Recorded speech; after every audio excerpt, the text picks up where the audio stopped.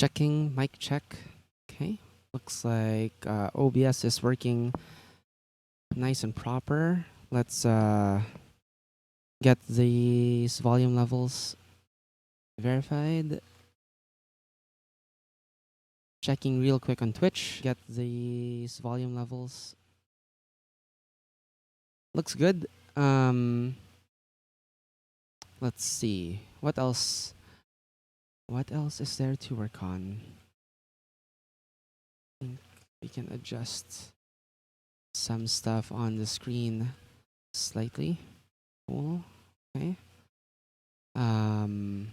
What else? What else? Let us check if notifications are up.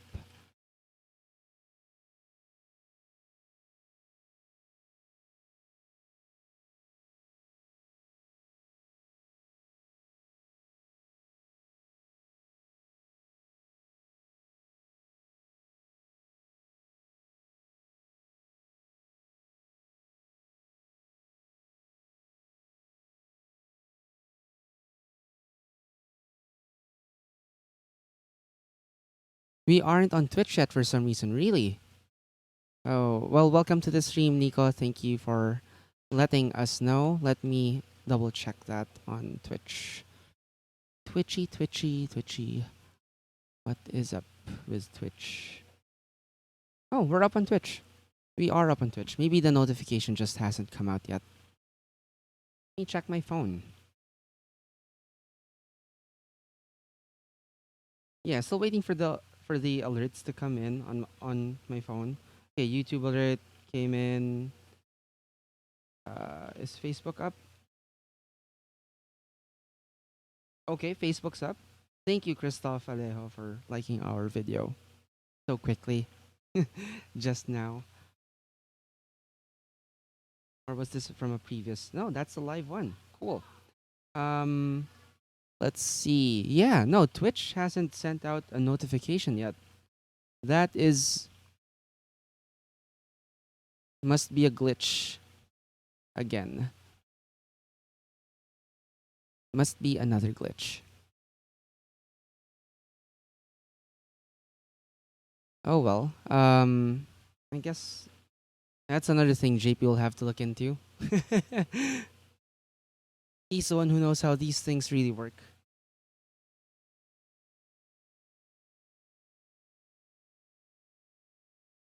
All right. And there you are on Twitch.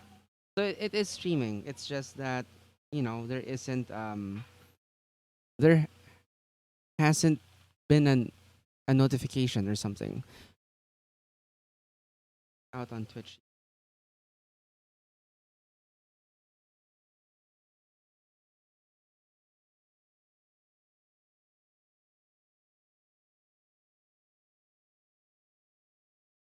Hey, Dice Chuck. I haven't been on a stream. Like I haven't been streamed with with you in the audience for a while. Greetings and hallucinations. It's good to see you. No email from Twitch for you yet either. Okay, that's two people. Well, three counting me because I didn't. I'm supposed to get the notification too because I'm still signed in on my personal account, which follows Dicecast. So, man, what's up with Twitch? Yeah, long time no see. So true, so true. So you can see there's a spot reserved for JP here. Well, he's not here yet, so I'm gonna go ahead and use uh, the big one, the big docket rather than the small docket, so that you guys can see more of it.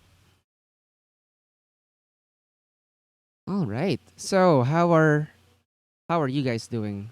Good to see you all again.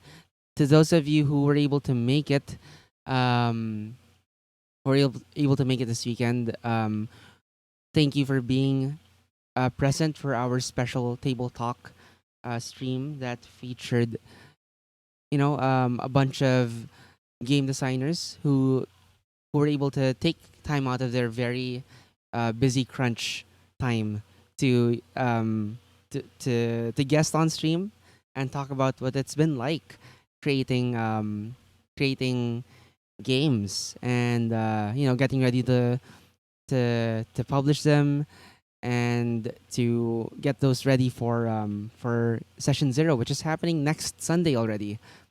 It's getting pretty close.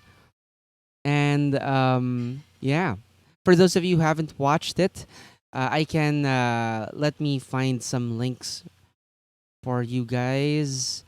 Um, for those of you who weren't able to watch, we have our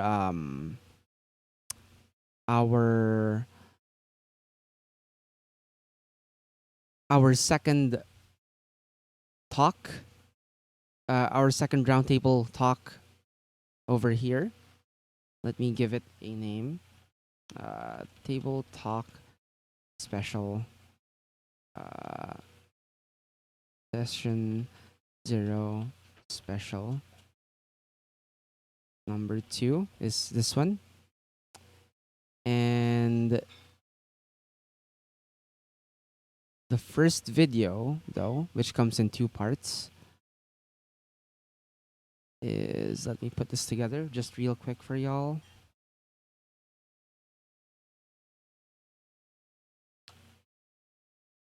Um, and that's, oops. Okay. Table talk, session 0, special number 1. Coming up here. And yes, yeah, Santagoy was on stream with us as one of the game designers um who will be featured at session 0 itself. So that's pretty cool. So yeah, a bunch of links just came up on screen if you guys are tuning in and um didn't get to catch those special streams, the links are over there in chat. You can check those out. Did I get to see your? Yes, I did get to see your face. It was on the right on the OBS, on my OBS window.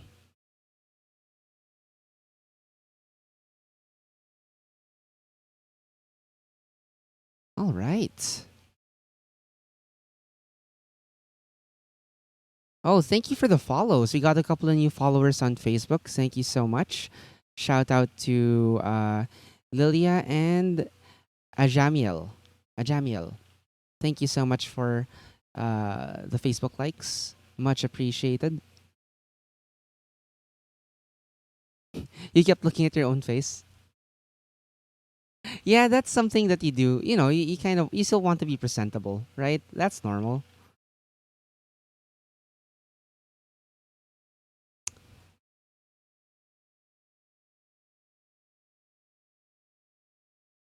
Um, what else? What else? What else? Let's get to housekeeping. You yourself are very self. Yeah, and it's. I understand. I have my moments. um, let's see.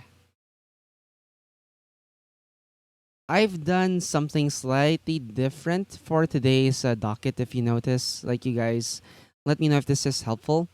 Like if it's a particular um on a particular website like Kickstarter and Itch, I've put tags right in front of these links for KS, Itch, D&D, um, specifically like for reviews, Pathfinder, CPF, stuff like that. Let me know if you think those things are helpful, and I'll keep them going. Like when I populate the topics docket, let me know.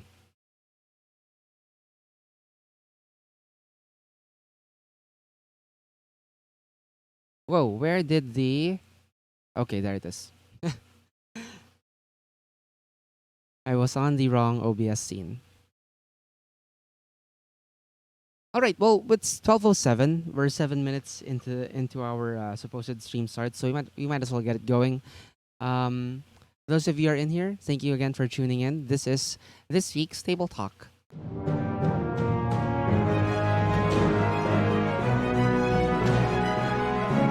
Yes, JP will be making an appearance. He is just busy at the moment, but he will. He's supposed to join us midway through the stream. So, but for now, it's just me. All right. So here we go. Some housekeeping. I already mentioned the past couple of Saturdays have been super fun.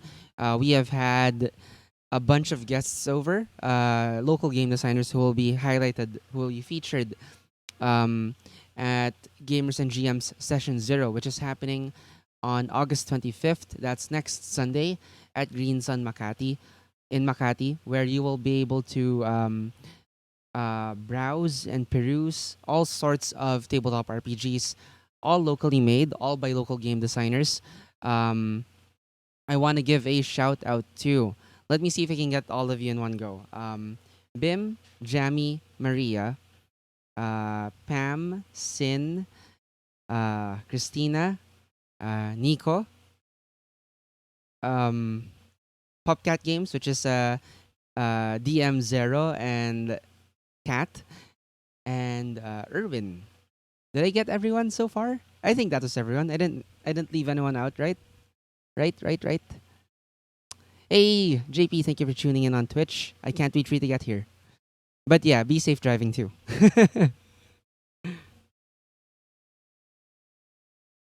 Did I get everyone? I did, right? I think I did. Let me know if I missed anyone there in our chat or in the comments, depending on where you're tuning in.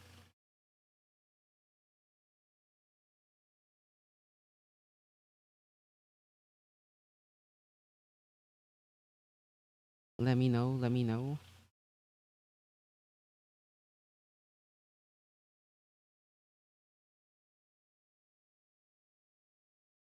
You will be advertising yourself as Santagoy in the booth at Set. Oh, cool.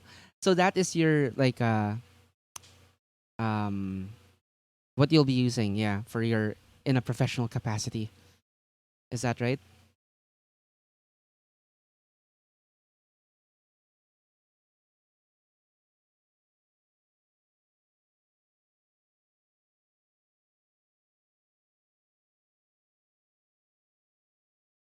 You are Santagoy everywhere. Oh, okay. Everywhere.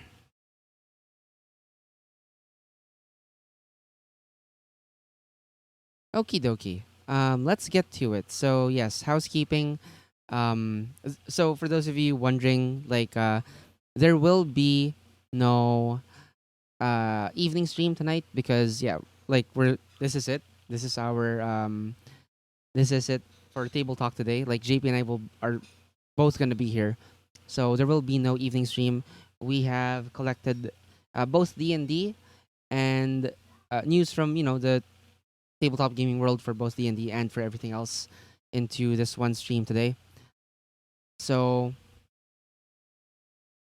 um yeah. No evening stream. On Wednesday though, we will depending on if JP gets his PC set up, streaming PC set up in time, because he will have to basically start from scratch with regards to all the programs and stuff. Not to mention OBS scenes for our Dicecast streams. He might or might not stream in the afternoon, but I will definitely be around to stream in the evening. We will be continuing Pathfinder Kingmaker. So there you go.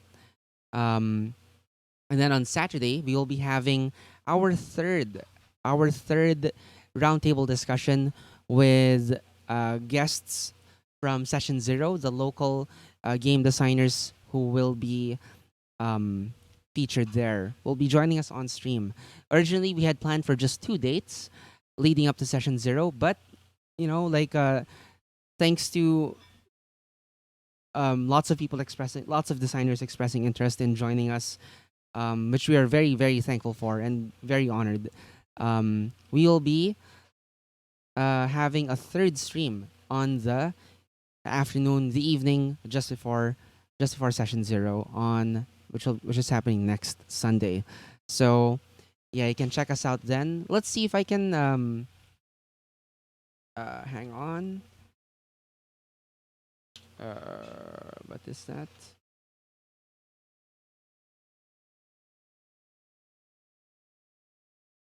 Let's see. Okay, so a preview of some people you can expect to show up next week. We have DM Paul Gabat from the Greasy Snitches. He will be on next. He'll be joining us next week. We have Jay Mata. We have Marek Season from also known as Megalodon Games, who is also part of Adventures Anonymous. We have BJ Resho, also known as Nosficatu Publishing. We will also have um, Paulo Jose Cruz. So I think, or wait, let me just double check. Okay, sorry, but yeah, we have at least the first three I mentioned who will be showing up next week on this coming Saturday rather on Table Talk. Hey, welcome to the stream, Lichcasts. Had to finish session zero. No worries. I had priorities, right? Like those are super. Like I know it's crunch time for everybody involved. So yeah, can't wait for Sunday. Lots of demand for the panel. Good job. Oh, don't thank me. Like it was. It's at least half of it is because of Eric and Rachel being so generous with letting the participants know, letting the other game designers know that we're putting this together, and essentially plugging um, the stream and what you wanted to do. So thank you. Um, I think that's it for housekeeping. Let's get on with our first topic today. So this is something that kind of I think snuck up on everyone. Well, at least me. I had no idea this was in the works. So this is an app called Oh, convince your friends to use our sponsored tickets. Oh, you know what? That's a good point. So for those of you not in the know, um, let me actually put that up. Let me find the actual post on session zero that explains how the sponsored tickets work. Sponsored tickets, sponsored tickets, discussion. Let's see. Where is that? Sponsored tickets. Well, basically, how it works is that if you would like to attend session zero, and if you haven't, but you can't, you're a bit hard up on cash to get in. Um, the kind people at Gamers and GMs have essentially allowed people to sponsor tickets, and all you have to do is email them and ask if you can claim one of those sponsored tickets to attend the event. So you can find them at um, facebook.com/gamers and GMs. You can also email them at. Oh no, I think you can pretty much contact them on the Facebook page. I think is that right? Is that right, Lichcasts? But yes, um, if you have people, basically, if you know friends on the fence, um, oh, link to the event page. Well, here you go. It's right here. I got you. Okay, there you go. You can email gamers and GMs. Um, at gamers and GMs, all spelled out, at gmail.com. So you can email them to inquire about availing of a sponsored ticket for the event. So there you go. If you need to check out any more info about Session 0, you can do so here. Here's that link. Which I should have labeled, but oh well, it's in the wild now. I've released it. Sorry. So yes, back to our topic. This is something that honestly snuck up on me. It's called Flowscape, and it's um it's essentially a landscape generator. Like it helps you create 3D landscapes with all sorts of controls, all sorts of dials that you can tweak to get exactly what you want. So so what let me just read you what Geek Native has posted. So you can check this out. Have you ever wished you could show your players an illustration or a photograph and say it looks like this? Um, sure, there's something to be said for keeping things in the theater of mind, but at other times, being able to show the village from above as an aerial photograph, or the woodland path itself that the villagers are suspicious of, or even the strange floating rocks at the top of the mountain. Or perhaps you just need a great looking hex grid. Flowscape solves that problem. I'll show you the video in a bit, muted of course, so we can avoid any copyright strikes. But the software will cost you a little over 10 euros. For those of us in the Philippines, that is around 390 pesos. So this works at it's essentially a 3D modeling program that you can create landscapes with, and there are free content upgrades thanks to a community of contributors. So it works at 4K if you like, and we'll check out the video in a bit over here on Steam. I think would be the best way. So there's a bunch of videos. Will you look at that blank canvas? I see a perfect home for those spruce trees. Flowers, more flowers, happy bees. They should have gotten Bob Ross to do this. Butterflies dancing in the breeze. Someone Bob Ross like. Look at those sun rays. Huh, warms my heart. Let's sprinkle some rocks here. I think a few little rabbits need to live here. Some deer enjoying the afternoon sun. Brr. Yeah, that's icy cold snow. But at night the wolves might come. I much prefer a sunny day. A little village full of joy. Every king needs a castle. Let's not forget some dragons.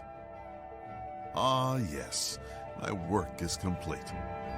What fantastic things will you Honestly, create? it looks so easy to use, and it looks so sick. I think this is the one where you get to see like a lot more behind the scenes, like what the sliders look like, what the the palette selection looks like, the UI essentially.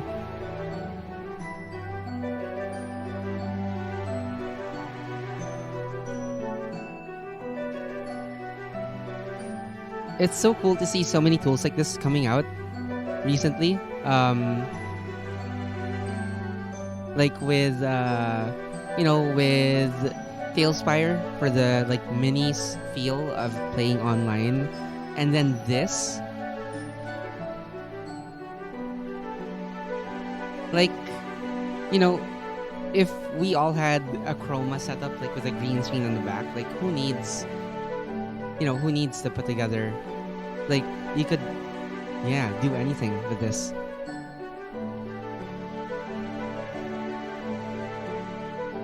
Yeah, time to upgrade, Dice Chuck.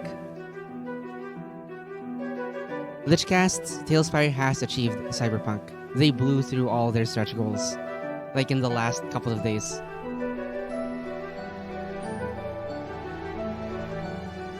So I hope you backed it.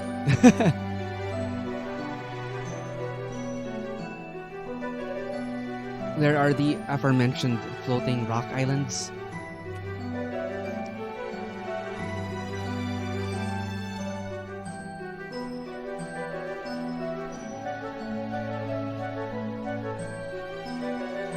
Some treants. Ah, look at how gorgeous everything looks. Holy crap.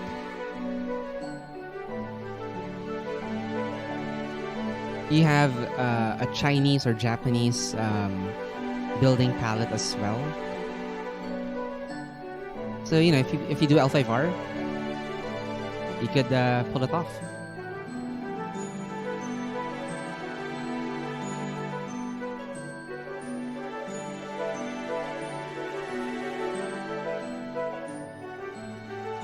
The sky boxes are just so gorgeous in this game. That's what I gotta say about it. And here you see the grid utility. So let's rewind that a bit and pause. So here you see the grid utility where you can kind of you can create your D&D maps, right? Like your detailed D&D grids.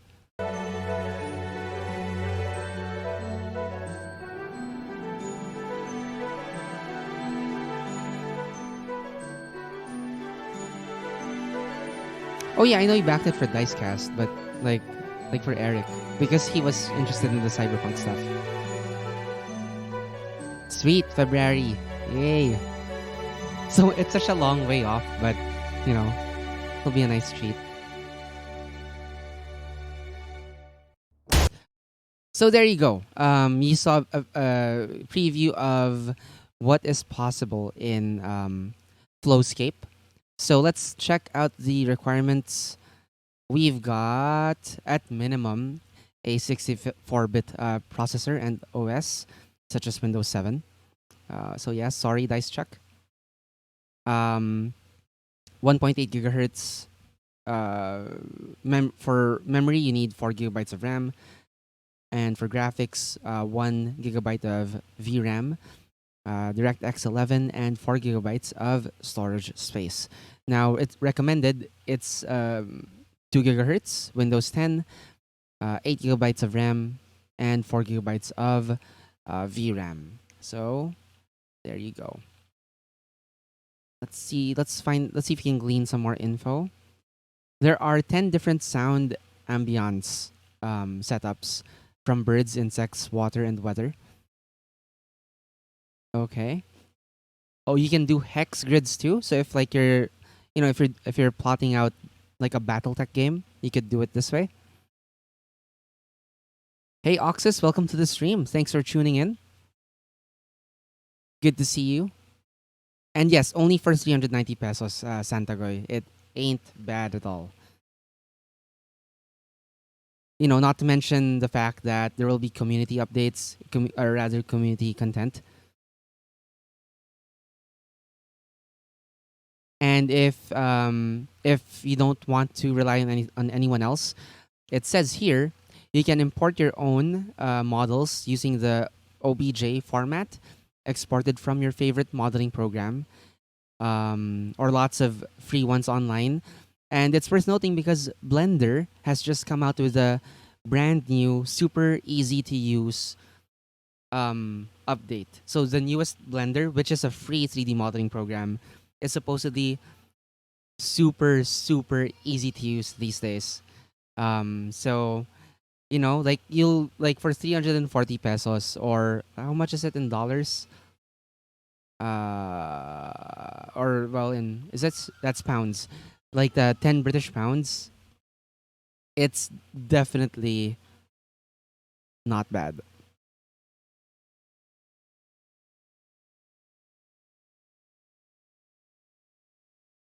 Mm-hmm. And yeah, you can even do like a storybook format thing, which is pretty kitschy, but pretty cool also. Blender is, yeah, a 3D modeling program. Very notable because recently it got an update. So not just 3D modeling, it's also used heavily like it's an open source visual effects and 3D render. So like it's very notable because it it got a really really impressive update just recently, which makes it a lot easier to use, a lot more compatible. Like if you are a like visual effects artist and use like other um, other software, like it has a lot of compatibility features now that make it so much easier for you to work with it and integrate it into your workflow. So it's super. It's a good time to get into it. And like if you're getting into it, if you're getting this Flowscape, and yeah, like if you wanna join, I guess the community of 3D modelers contributing stuff to Flowscape, yeah, it's a good time to get into Blender too. Oh, you know what Blender does now? Blender now does 2D with the update. It does 2D now as well, and you can do hybrid. Like you can have like a 3D background, and like impose your 2D animated um, stuff on top of it. It's so cool. Like you guys should check out check out um God, who's this person? Um is it Blender? Who's that Blender guru? Uh Blender. Yeah, Blender Guru. If you check out Blender Guru's video on the new Blender on Blender 2.8, you can see like what I'm talking about, like how you can have like 2D animation like on a 3D landscape. It's Blended 2.8. it's so cool. Here's the video. You guys can check it out if you like. I'm putting it on Twitch just so I don't spam all the chats. But yeah, there you go. Check that out. That is Blender Guru's video on Blender 2.8. Um, yeah, let's get on to a bunch of Kickstarter Kickstarter items. The first of which is a really promising looking RPG. It's called Hope, the RPG by Cody Beatty, and his Kickstarter ends on August 29th. It's an original system. It's a roll under mechanic, so you want to roll under a specific TN. Um, and the project is putting together a core rulebook. It's most uh, well. I'll shift the scene, the tab, so you can see what I'm talking about.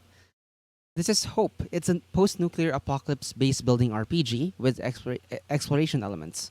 So you're not just playing characters; you're playing people who are kind of shepherding a a community through the post-apocalyptic wasteland. Okay, so let me get you those links. You can check it out here, and this goes out to all the chats. So wall of text incoming. Um, So, what is Hope?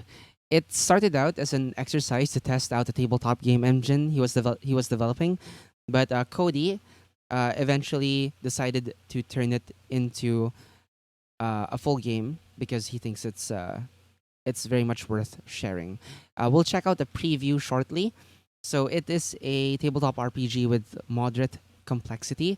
The goal is to set out into the decimated wasteland and grow a township, the Hope Township, into a flourishing place. Um, so yeah, the backdrop, it's a world not unlike our own, only several hundred years after a nuclear holocaust. So you can play Hope in our world, and especially given that the provided map covers a vast stretch of area, not too much unlike central Canada to central Mexico. So you'll take charge of common people. You will lead them through dangerous radioactive wastelands, pit them against mutated beasts, and ride off into the hazy sunset. You will wade through the ashes of despair to raise hope. It plays. The core mechanic is pretty simple. You have a score between 1 and 5, and an ability score between 1 and 5, and you have skills ranked from 0 to 3, and situations that modify this from -3 to +3. -3 meaning super difficult to +3 meaning super trivial. And if you want to perform an action, you put all these numbers together and you have to roll under it using a couple of 10-sided dice. Several hundred years is interesting because by that point it's technically post apoc. So yeah, like ripe for civilization to kind of rise up again, I guess. Is that what you find interesting about it, Eric? Dice Chuck, the line artwork reminds me of old Eastman and layered art. And you love that style. Yeah, true. This kind of cross hatching, yeah, it's very cool, very evocative, yet minimal. I remember being amazed by the art that I would find in like the Palladium in the Rifts books, and for a long time, like I would imitate that style. Like yeah, the strong line work, the cross hatching style. Yeah, very cool art. So yeah, so you put all these modifiers together, and you need to roll under that. Um, that's pretty much it. For progression, it doesn't deal with levels or hit points, bloating, or a lot of traditional means of advancement in RPGs. The author says, rather the game designer says, um, the only progression you get is in skill ranks and how your profession will modify your skills. Um, Basically, you need to keep using skills in order to improve them, and that's what you keep track of, not experience points, levels, or you know stuff like that. So every time you perform a task and critically succeed, you mark a tally by the skill. Once you have enough tallies, you gain a skill rank. So the way uh, critical successes or failures work is that when you are rolling those 2d10 to see if you uh, in the the resolution mechanic to see if you succeed, you indicate 1d10 as the it determines whether you succeed or not, and the other d10 determines if you crit or not. And crits work if the crit die is the same as the success die, and whether you succeed or not determines if it's a critical success or critical failure. So there you go.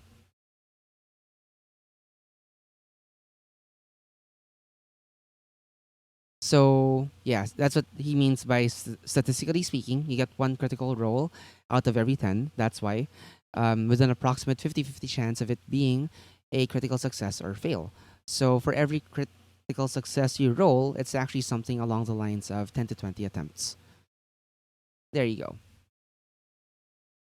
Uh, let's catch up with chat. There was a game, Eric shares, there was a game he ran before from Outrider Studios. That was the same. You get to explore different themes from the usual immediate post-apoc stuff. Okay. Artificity shares that blah, several hundred years of post-apoc does feel like the same time frame as say Mutant Year Zero. Yeah. You get to frame modern mundane tech like it was some sort of mystical thing. That's true. Like people don't remember anymore, like for sure. Um there should be a point where post-apoc simply just comes full circle and turns into pre-Genesis. I think that's what people do, like with some fantasy settings, right? I think Wheel of Time kind of was pointing towards that, how it's post-apoc, and high tech turned into magic. D&D sometimes plays with that as well. Santagoy, I want to play Dream Askew apart first. Oh, I haven't heard about that. I will check that out later. One thing most all post-apoc and zombie games and stories always seem to forget is that even with adding fuel stabilizers, all the gasoline on the planet will turn into an unusable turpentine-like substance in under a year. Yet we still see cars zipping around the wastelands and zombie TV shows. I didn't know that. That's okay. So no vehicles um at all. Like a year into Zombieland. Gotcha. So Dream SQ apparently is fantastic according to Lichcasts, but also very different in that it proper uh It properly recognizes that societal collapse happens in waves. So some privileged parts remain intact. Oh, like in Fallout, like with that what's that society that kind of stayed, not Vault City. Well, kind of Vault City, but what is that one? The New California Republic. There you go. Who did you play with? Oh, okay.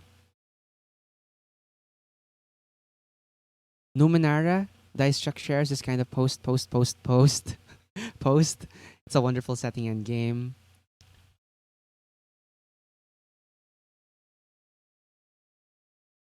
Right, Mad Max is cool, but I think Mad Max is a lot closer than, it's not, like if we're going by the terms we've kind of established in chat, it's not post apoc. I think it's still post apoc.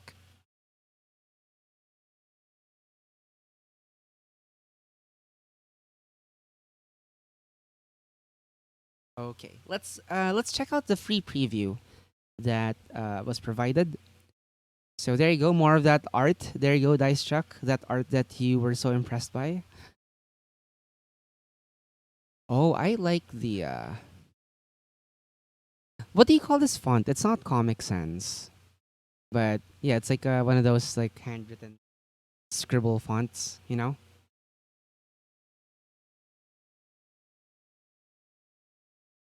Art, if in case you guys were wondering, was by Dean Spencer, Joseph Salvador III. I'm not gonna be able to pronounce this right, but there you go, um, Mr.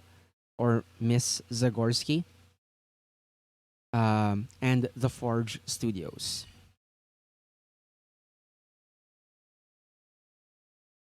Casey Jones, the font. There's a font called Casey Jones.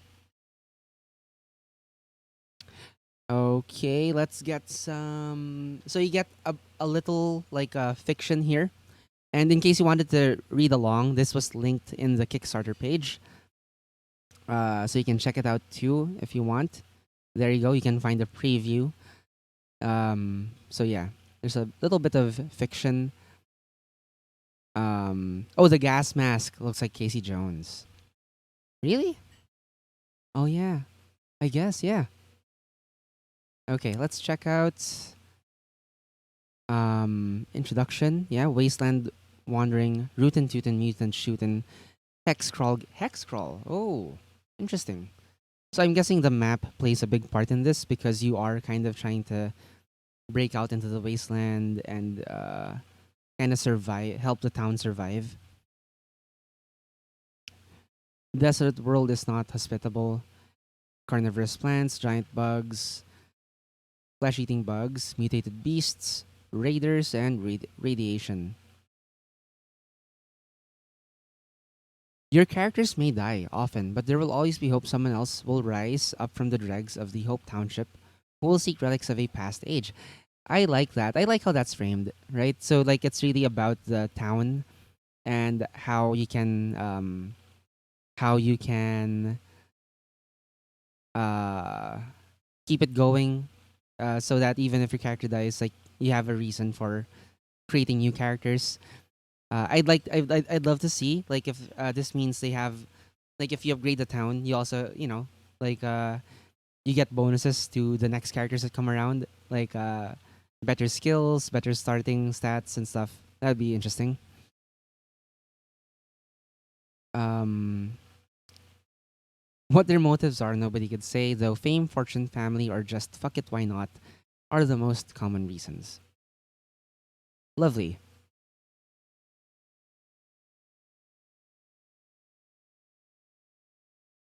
It's not Comic Sans. Like it's not neat enough. Like Comic Sans has always been a bit too neat. Let's catch up with chat. Hexcrawl is nice because Wasteland games benefit greatly from exploration mechanics. Very true. Very true. Um, need to play under more OSR GMs. Same. I can relate. Making sense of strange things you find out in the wilderness. Yes. Always fun. Is my cam frozen? I think I'm still moving. Let me know. Let me check. Yeah, like on Twitch, I'm still moving.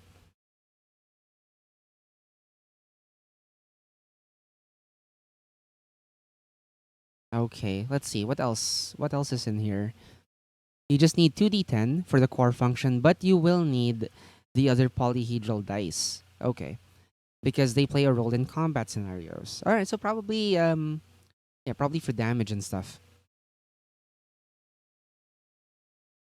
Yeah, try refreshing please. Let us know if that fixes it. Thank you, Dice Chuck. So how to play? Okay, we already tackled the core mechanic. These are the situation modifiers that go from -3 for difficult stuff to +3. Again, that's because you are trying to roll under. Hey, Don Corpus, thank you for joining us on Facebook. It's good to see you again. Hello. How the rules are practically done. What do you mean? Like, because they're easy to pick up and play? Is that what you mean by practical? So yeah, there you go. Resolution and critical dice. So one die is the resolution die for to determine your success or failure, and critical die is what determines if it's a crit success or critical failure. And that happens when it matches your resolution die. There are also boons and banes. So a boon, it's like I guess it's like advantage disadvantage. So a boon lets you roll your 2d10 as normal, but you will use the lower result of the two dice. And a bane is the opposite, where you use the higher result. Okay, so like how close it is to completion just needs to pay for printing and artists. Yes, it does look like that. So let's see. Uh, Miscellaneous stuff.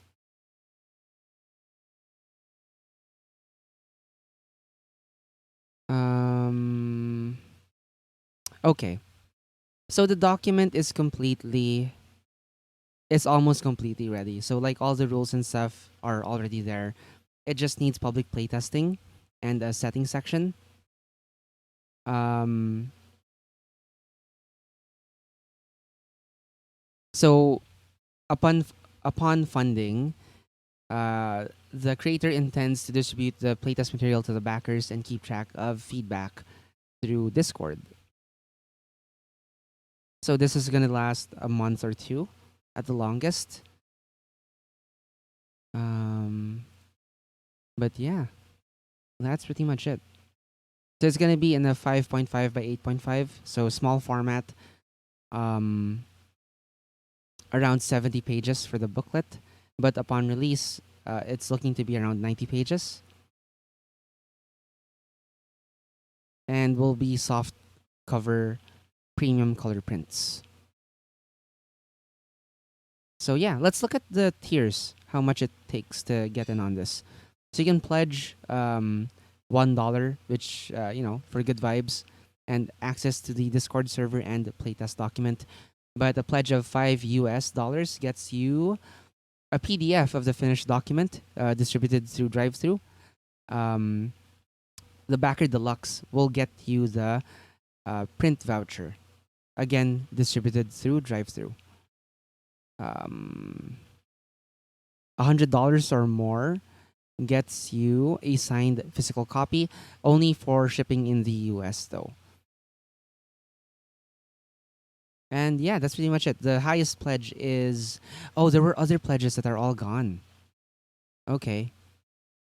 So there was a $7 one for the early bird backers. Okay. But yeah, the highest one is for 150 bucks. This way, you also get the only physical copy of the first draft signed. All right, nice. Looks pretty nice overall. So you also have roles here that include combatant. And when rolling your scores, you will use the highest roll for strength. Oh, because yeah, you randomly roll attributes here. Cool. Oh, and your skills. It looks like skills are unique to your role. Interesting. Because the skills don't look like they repeat at all. Stealth, survival repeats.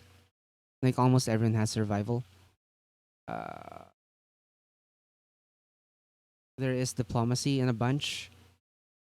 Stealth shows up not a lot. Interesting. So yeah, everyone. It looks like everyone's important. And then aside from roles, you have vocations. They're a specialty to complement your role, and they give you even more bonuses and benefits as you gain appropriate skill ranks, and they will grant you an additional skill rank as well. So that's it for the RPG called Hope. Yeah, if you wanna back it, you've got 10 days to go. There are 184 backers so far, and they have raised 1,193 US dollars past their initial goal of 500. Pretty sweet. Pretty sweet. Okay, let's go on to our next one. This is a game called Wranglers of West Hollow. So this is quite different in tone. So this one is for fifth edition now. It is an adventure book with a focus on light-hearted, comedic fun. So welcome to West Hollow. We hope that you enjoy your stay, partner. So gather all that shoot, saddle up. So gather all the shoot, saddle up, and play your part before quick clank McCrank gets wind of ya. So this is um, a Western themed adventure in using D&D 5e, and uh, it's D&D 5e OGL. It's full of pop culture references, parody, thematic and often hilarious situations, and super interesting and colorful characters that will stick with you for life. So this is okay. So it's a series assigned approach, meaning they are gonna follow up. Um, they're gonna be adding more adventures to this. So they've designed it so that the first intro adventure has been once the first intro adventure has been played through, all follow-up adventures are modular, I think is what they meant to say, and can be run in any order. Um, so yeah, there are some special game rules that include the lead spitter firearms. So you don't need anything more than these adventure books and your standard D&D 5e rule books, of course, to play. So yeah, we'll get to the elevator pitch in a bit. I'll just share the uh, the links real quick and then catch up with you guys in chat. So Dice Chuck shares that 5e seems like an odd choice for a Western game. There are many other options that would be better. I kind of agree, but then I think a lot of it has to do with the attractiveness of the OGL Open Gaming License for 5e, and the popularity of D&D. They may have, you know, like or maybe they're just fans of they're first of all fans of D&D who wanted to create a Western setting or a Western adventure. Because well, here's their elevator pitch. Um, Bellist Bellis Rustgear is a rock gnome inventor who lives with her twin sons in the town of West Hollow, a quiet and remote assemblage of farmsteads and business, barely populous enough to be called a village. The creative gnome has invented a series of weapons she calls lead spitter pistols, an invention that she believes will one day take the world by storm. To help showcase her creation to taller folks, she created a clockwork humanoid with a quirky personality, which one night malfunctioned, taking its fictitious personality to the extreme. Quick Clank McCrank, the construct, stole the lead spitters and gear, creating new clockwork humanoids that share its bizarre mannerisms and are armed with Bellis's weapons. Um, they have taken control of West Hollow and forced the residents to roleplay its vision of a strange society where people use the words like howdy and yeehaw. So it's kind of reverse Westworldy, I guess. Um, Now Quick Crank is ready to inflict some new and dangerous oddity onto the good people of West Hollow, an event that will take its root into the vision to the extreme. All right, interesting. So JP says traffic is worse than ways estimated, so might not be able to call in. Okay. You can call in on the road, sure. That's fine as long as you're safe, you know. We've tried that on Discord before and it worked out wonderfully. So no problem. I've got no problem with that if you're okay with it. I get what you mean. Like, yeah, for something tongue in cheek, yeah, like Fate, and Savage Worlds would be easier. But then you also have to accommodate that kind of, like, you know, D&D 5e took some cues from those games, so it might be easier than before to do something like this in D&D 5e. That might be what they're capitalizing on. I mean, that's just off the top of my head. I'm just, you know, assuming. Um, So, okay, why Kickstart? So, the first two adventures have already been written for this series by the creators Phil and Alex. But without the funding of a large gaming company, they need more funding for professional art, editing, and layout, as well as the production of both PDFs and the physical products. So, they've already invested considerable time, effort, and expense. And to do it justice and to create it up to standards, they've turned to Kickstarter. So what else can we see? So among the stretch goals are more adventures, right? So there's going to be a third one and a fourth one if you can get all the way to $7,000 US. Right now they're just short of their goal. So the goal is 1,695 US. They are currently at 1,112 with 6 days to go. So best of luck to these guys. And you know, if this is something that does tickle your fancy, you can start to pledge and contribute. What is the minimum? So $7 Australian will get you the PDF. So the PDF of Adventure One. $13 Australian will get you the PDF of both Adventure 1 and Adventure 2. And $55 Australian gets you the soft cover book that collects both Adventures 1 and 2. As you go up in here, you get stuff like an exclusive. So the next one up is a $70 Australian pledge that gets you an exclusive online D&D session, DM'd by one of the authors. What else? Right, that looks about the same. The $100 one. Okay, yeah, pretty cool. So yes, so 7,000 USD gets you all four adventures. Unlocks all four adventures for everybody. Cool, cool, cool. Okay, so let's dive into our next Kickstarter with Dusk to Midnight. So as you can tell, by our on our docket and right on the page, it's a GM-less tabletop RPG about doomed mech soldiers in a losing war. It's by Riley Rethal. Here is the link. Check it out. So, okay. So, Dusk to Midnight is a GM-less tabletop RPG.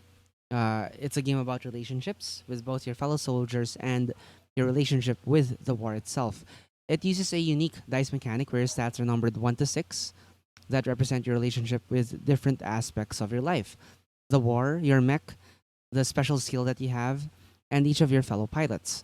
A low number represents a very negative feeling towards that thing, and a high number is very positive. When you make a move in Dusk to Midnight, you roll 1d6 and take the difference between the stat you're rolling and the die result. The higher that difference is, the better your outcome. Oh, interesting. So middle stats, yeah, aren't as good as the extreme stats. So extreme numbers, whether it's low or high, are better than the middle ones. Interesting. In Dusk to Midnight, your characters will lose the war they have been fighting for who knows how long. But that doesn't have to be a tragedy. There's a certain kind of calm in the knowledge as a player that your fate is fixed.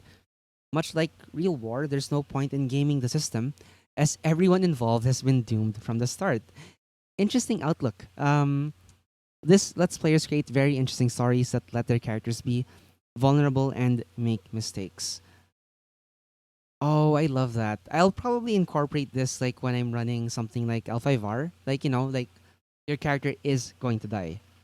And yeah, that might change, like the way players approach the game, the characters they create as well. Cool. So there's a free text preview of the game, or is it the full game?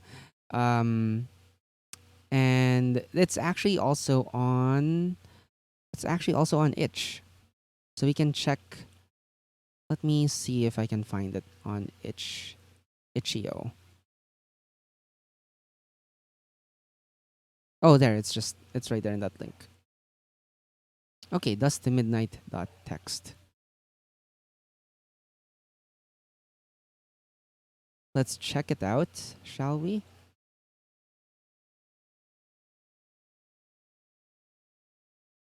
Let's open. Can I open a text file here? Okay, there we go.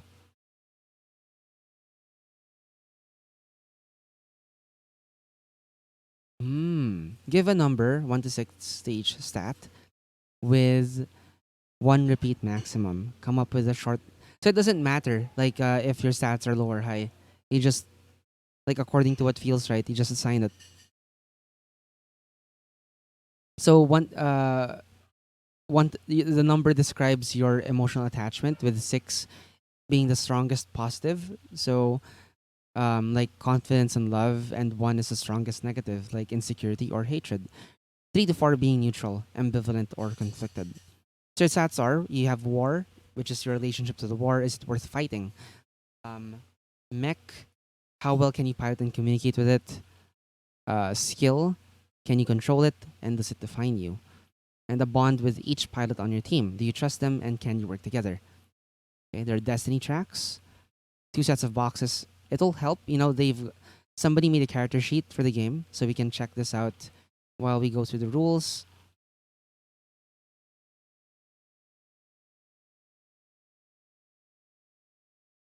Interesting.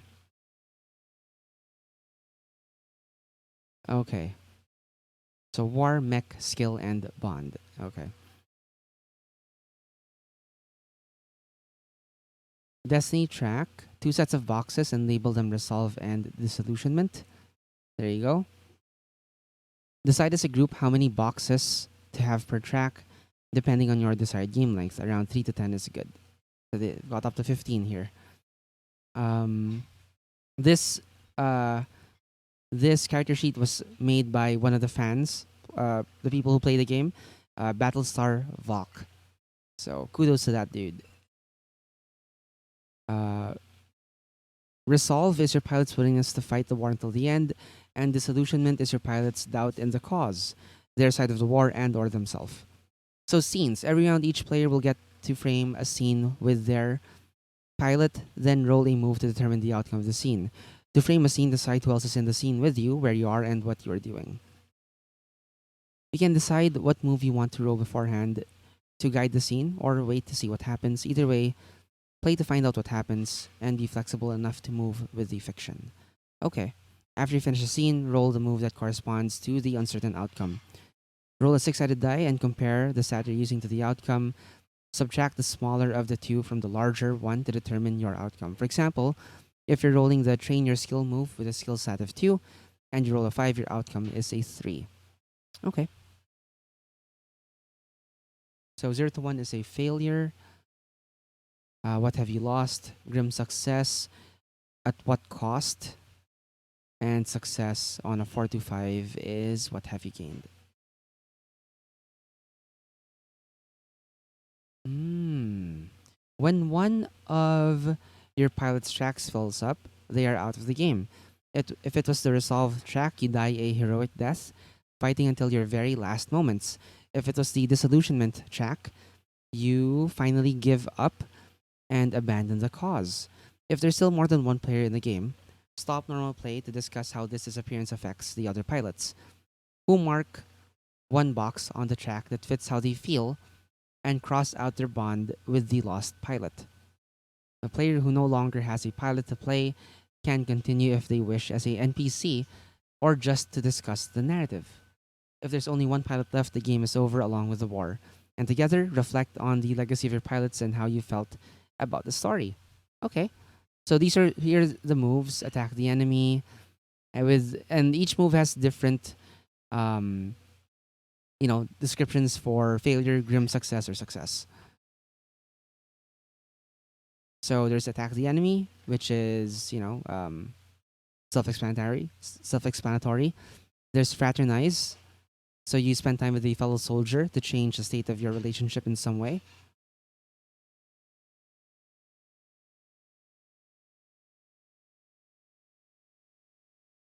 Um,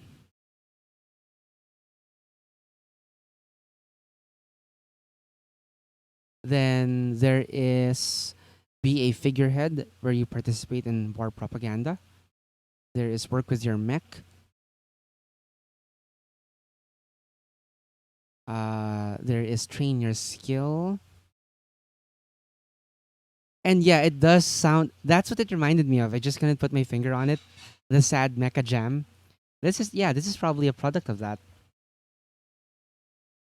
Kind of like it. I like that it's GMless. I like that. I like how unique the core mechanic is as well. Pretty cool.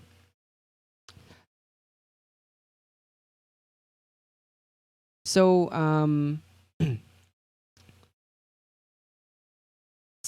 part of the Kickstarter is to come out with a zine. So it'll be A6 sized, and yes, a sad game about mech. So I guess this came out of the sad sad mecha jam. Um, yeah, pretty interesting. So the author has other games like The Riot Starts, also GMless, about community and revolution in the capitalist hell of Underworld. Ayeka, a two-player game about a god and their creation. Odyssey, another GMless game where all players play one character on a long and perilous journey home. Even More Spiders, a hack of John Harper's Lasers and Feelings, based on Spider-Man Into the Spider-Verse. Interesting. Also kickstarted the zine Synthesis. Ah, busy person. So the reflective ending reminds Lichcast of Bim's What Dust Remains game. I'm kind of interested in seeing that too. That sounds pretty. Like ever since I saw it go up on her itch way back, I've been pretty curious about that. Dice Chuck making him want to play a game of Robotech Attack on the SDF1. It's it's rekindling that addiction, huh? Okay. So risks and challenges. Like if you back this game, like you should know, the game is already fully written and the entire layout should be done before the Kickstarter campaign ends. So the main risk in this project just will be fulfillment. So the zines will be ordered from Mixam, so they will have to get to the author on time, and he will have to put them in labeled envelopes and send them to everyone, which might take longer than expected, but still should not be a huge problem. So very low risk, I think, and the pledges are really humble. At $4 will get you the PDF. $7 will get you the PDFs and the print zine, and the 12 or more will get you two zines that you can share with a friend. The addiction never left. Oh yeah, you're on vacation, so yeah, okay. You've still been going at it. Nice. So right now there are 7 days to go on this game, Dusk to Midnight, with 159 backers already having pledged. 1,428 US dollars, already outpacing the initial goal of 1,000 US dollars. So, pretty cool, pretty cool. So there's an example of actual play that you can check out, um,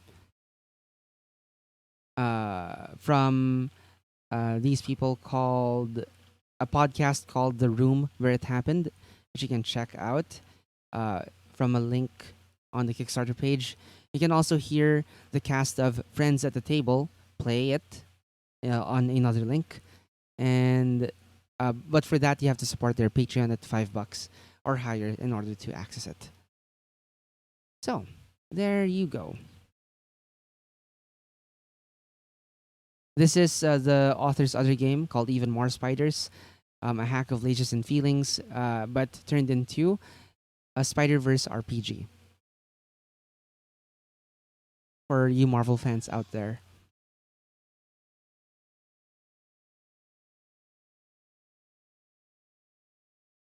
Um, I think this next one is going to be the last of our Kickstarters. Last but not least, we have something from our, or rather about our local sphere. This is called Islands and Aswangs. For uh, it is an illustrated guide to Filipino folklore for Dungeons and Dragons, fifth edition, I believe. The links are coming up in chat. You can check it out.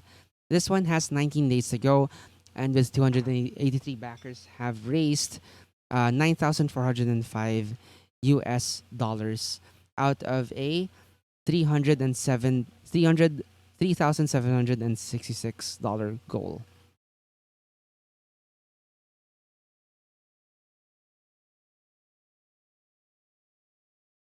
Daisuke has a pretty good question. So he shares that he's impressed that so many of these small publishers seem to be getting noticed and funded on Kickstarter. Um, with the best thing about Kickstarter that both, the best thing and the worst thing about Kickstarter is that anyone can do it. Um, he's asking if should he give Kickstarter a go, and would he be lost in the shuffle as he thought, as he supposes he might be. Naomi is telling me to shush because I don't know if you can see it, but she's kind of put her dolls to sleep on the couch behind me. So I'm gonna try and speak this loud and into the mic, and who knows, it might give my voice like some much needed rest. So, yeah. So I wonder if anyone can answer Dice Chuck's question, like especially if you have knowledge of how, Kickstarter and its algorithm and how people get how it works, how people get pushed to the front page, and like things that can help a Kickstarter campaign go from obscure to at least funded, right? I'm talking as I can. I'm talking as softly as I can. Lichcast is laughing because some guy online thought this was called Islands as Wangs. Yeah. Yeah. Um, I can see how that might be a problem. Um, so right, Islands and Aswangs to ease any fears about this being about the phallic nature of islands. This is an illustrated and fantasy book about Filipino folklore that you can also use to play D&D. It's a collection of stories as the Filipino creators themselves have inherited, but it's also an invitation to create your own adventures with friends. So, for those of you who don't know, an aswang is essentially a monster from Filipino folklore. Generally, they're thought to be like essentially you know um, were dogs, right? So like I don't know if that's like a recent thing though, or if that's like how they originally were. But you see it in some popular media around here that probably inspired by all the stray dogs around, like the various villages and like residential areas, and even the non-residential areas. Like lots of stray dogs going about. and like at midnight or with a full moon, they can turn um into yeah, like more humanoid looking monstrosities. So yes, so this is intended to serve up intrigue horror stories and connect young Filipinos to their roots, and present adventurous D&D players a new source to fuel their 5th edition games. It's an essential guide to the heart of Filipino culture, with the heroes, monsters, and legends from our mythologies. So get lost in the tales of baby-eating manananggals, divine diwatas, and tricksy duendes. So there's a lot of breathtaking original art that you can kind of glimpse here. Looks super awesome. Aswang can be kind of any monster. Yeah, probably. Or not even like based on an animal, right? Like manananggals are I don't know if like aswang encapsulates like mananang is supposed to encapsulate manananggals, dewatas, duendes, capres, and so on. Or if like aswang is a subset, of like a specific type. Not sure.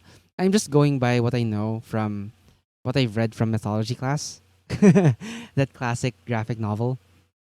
So could be completely off base. But yeah, here are some rewards, such I think these are bookmarks or character tokens rather. A tabletop map, an overworld map, uh, tote bag, funding is mostly going to printing, finishing the book, then Kickstarter fees and then shipping. All right.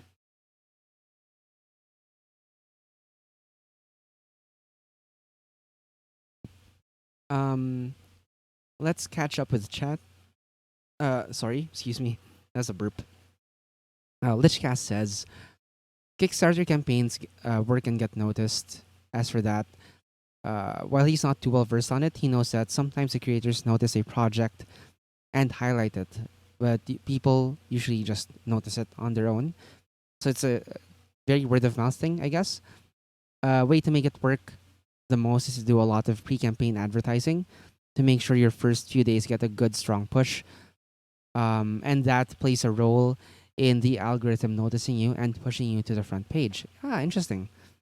Okay, so Dice Chuck is asking how far back does Filipino recorded history go? Because in the U.S. it's just a few centuries, but a town in Greece um, can go back as far as 5,000 years. Where do we lie on that sort of scale? I think we go back a couple of. It can be traced to like yeah. Thank you, Lichcast, for asking BJ about it. But I'm betting it's like at least like 1,000 years pre-colonial, maybe, or like several hundred years pre-colonial. So like from 500 to 1,000 years pre before Spain, colonized us. I think, but I would love to know as well. Like if BJ, um, like as someone who does come out with RPG content about centered around Filipino culture. Yeah, he would probably be the best one to ask. So I will be eagerly awaiting that reply as well. So, what did the pledges get you? Um, a $3 pledge Canadian gets you a thank you note in the section of the book and on the website. Uh, for 15 dollars Canadian, you get the digital PDF, and your physical copy is gonna be uh, can be availed of at $50 Canadian.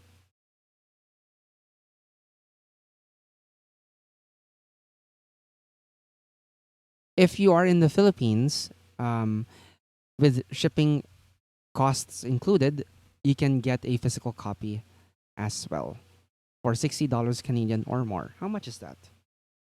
How much is that in pesos? I am curious. Uh, 60. Canadian dollars. How much is that? That's around 2,365 pesos. There you go.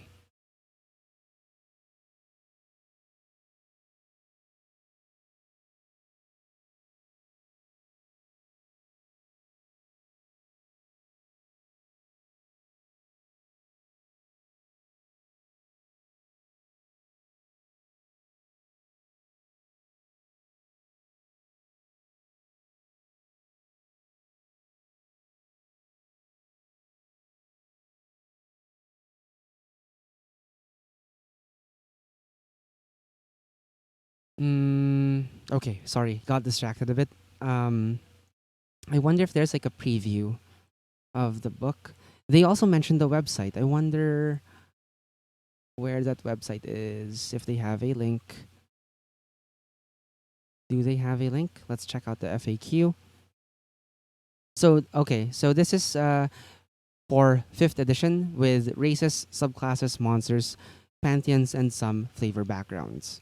It also includes a map and level 1 encounter story for beginners.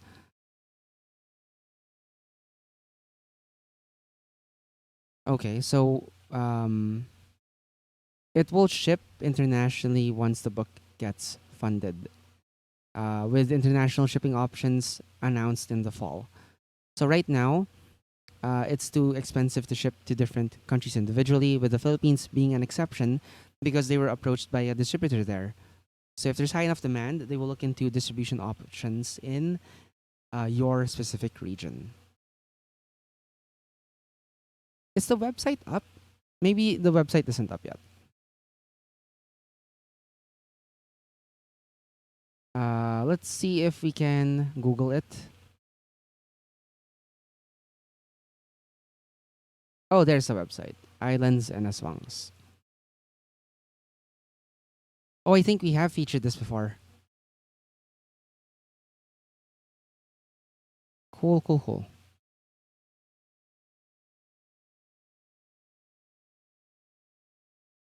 So yeah, you can check out their website too. Islandsandaswangs .com.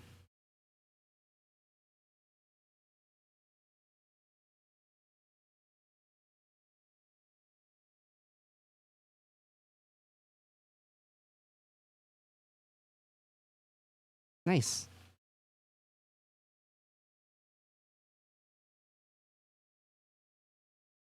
Eric says he hears the Islands and Aswangs people might be hiring in an excitingly erudite consultant from here locally to augment their own diaspora knowledge. Would we know who that excitingly erudite consultant is? I'd be curious. Super curious about that.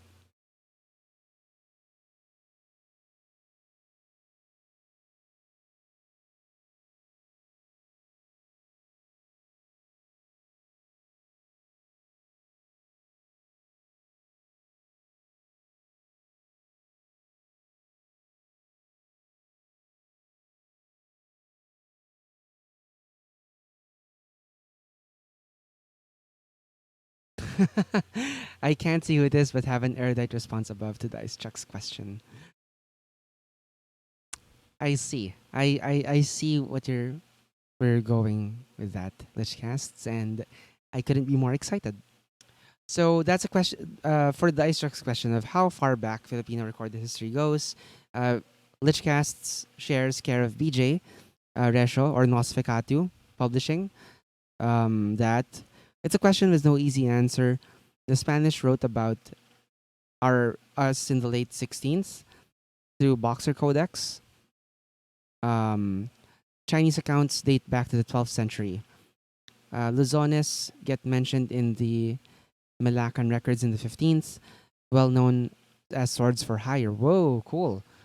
But islands Southeast Asia thrived during the Dark Ages. The Philippines themselves were at the corners of that development, so we didn't get the biggest mandalas. Dice Chuck's question was how far back does Philippine recorded history go? And there we go. A very pleasant and very erudite answer to that question.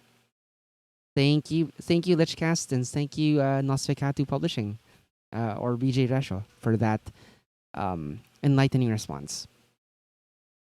Okie dokie, let's go on into a bunch of D&D stuff. Let's jump in and, much like the unearthed history of our Filipino culture, we have some new unearthed arcana for barbarians and monks in D&D. And for playtest, because unearthed arcana is playtest material, it's not official and not Adventurers League legal. You can check out the new barbarian and monk um, content. For barbarians, you have a new primal path feature called the Path of the Wild Soul. Meanwhile, the monks gain a new monastic tradition feature called the Way of the Astral Self. So, Jojo Stand Monk. Hmm. I don't understand the reference, but please, yeah, if you can explain, please do. Let's check them out. All right. Southeast Asia thrived during the European Dark Ages, and since the Road was controlled by Mongols, people who didn't like Mongols went through our ocean routes instead. Oh, okay. There are theories that the Spanish may have burned our records to make us tabula rasa, but also keep in mind that our culture is hell on books. Our climate is hell on books. Right, right. So, for Unearthed Arcana, you have the Primal Path, Path of the Wild Soul for barbarians. Some interesting stuff is like when you enter this at third level, you get something called Lingering Magic. Okay, so Path of the Wild Soul. The realm of the Feywild abounds with beauty, unpredictable emotion, and rampant magic. A barbarian exposed to this realm feels emotions powerfully, and magic saturates their body. When a barbarian who follows his path rages, it is a bellowing roar for freedom, an explosion of expression manifesting in unpredictable ways. Ooh. Okay, lingering magic. You can cast the detect magic spell without using spell slots or components.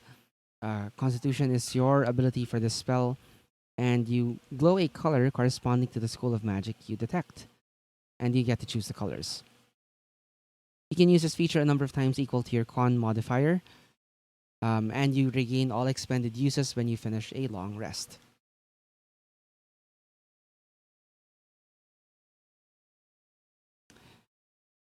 Persona, the PlayStation games, I haven't played Persona, unfortunately. Sorry. But okay, thank you for explaining. A physical manifestation of your psychic abilities. Okay. So, Wild Surge at third level lets you erupt with magic as you rage. So you roll on the Wild Surge table, and um, it has effects that range from. So number one looks pretty cool right off the bat. Necrotic energy bursts from you, and each creature within 30 feet takes 1d10 damage, and you gain temporary hit points equal to the sum of the necrotic damage dealt to the creatures. Nice. So like wade into the fray, rage, and then pray for this to happen. Image on the Discord. Let's check it out. Oh, okay. I guess I see what you're going for. So that is the personification of the psychic abilities, or rather the manifestation of these psychic abilities. That golden robot. Okay. Cool, cool, cool. All right. What other things are cool? So there is like a dimension door type one, or yeah. So you teleport up to 20 feet to an unoccupied space. Until the rage ends, you can activate this effect again on each of your turns as a bonus action. Um, there's one that gives you a bonus to AC. So um, arcane energy enshrouds you. Until your rage ends, you gain a +2 bonus to AC. And whenever a creature within 10 feet of you hits you with an attack, that creature takes force damage equal to your Constitution modifier. JoJo illusions are a meme that are referenced to death in the local D&D Adventures League community. Really? Okay. Uh, this is mind reading, so each creature within 30 feet must succeed on a wisdom save, or you can glimpse their thoughts, learning how it plans to attack you. Each creature has disadvantage on your attack rolls until the start of your next turn. Um, this is like Iron Man's chest beam. A beam of brilliant white light lances from your chest in a 5 foot wide, 60 foot long line. Each creature in the line must succeed on a Constitution save or take 2d8 radiant damage and be blinded until the start of your next turn. Okay, cool. Hey, watch out there. Thor might. Okay. As for the monk one, Way of the Astral Self, monks of the Way of the Astral Self have an internal struggle with their key. They see their mystical energy as a representation of their true form, an astral self. The form has the capacity to be a force of good or of destruction, with some monasteries training students to either temper their nature or embrace their impulses. Sounds kind of Jedi like. Okay? The astral self is a translucent embodiment of the monk's psyche and soul. Oh, okay. So it is kind of like what you guys were saying, the JoJo stuff. The form of an astral self reflects the mind of the monk who manifests it. Or yeah, like persona. Okay. Your astral self could be a humanoid knight with a helmeted face and large muscular arms, or it could be a golden metallic form with thin arms like a modron. When choosing this path, consider the quirks that define your monk. Are they obsessed with something? Are you driven by justice or selfish desire? Any of these motivations could manifest in the form of your astral self. So at third level, your mastery of your key allows you to summon a portion of your astral self.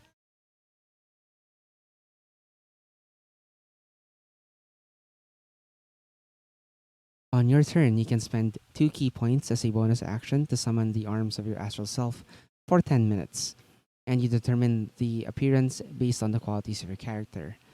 You can use your wisdom modifier in place of your strength modifier when making strength checks and saving throws. Um, the arms are monk weapons and have a reach of 10 feet. They deal radiant or necrotic damage, your choice. When you attack with the arms, you use your wisdom modifier instead of your strength or dex for the attack and damage rolls. Immediately after you use the attack action with your astral arms on your turn, you can make one extra attack with your astral arms as a bonus action. The number of extra attacks increases when you reach certain levels, such as 2 at 11th level and 3 at 17th. Wow, that's a bunch of attacks right off the bat. Third level, isn't it? At 6th level, you can summon the visage itself. Okay, and at 11th level, you um, awaken the astral self. So when you have summoned the visage, you gain the following benefits, such as deflect energy, empowered arms, and word of the spirit. Interesting. At 17th, your connection to your astral self is complete, allowing you to summon it entirely. On your turn, you can spend 10 key points as a bonus action to summon the arms, visage, and body of your astral self for 10 minutes. This covers your physical form like a suit of armor, connecting with the arms and visage.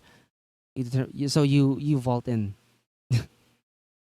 You determine its appearance based on the qualities of your character, and you gain the following benefits: +2 to AC while you aren't incapacitated.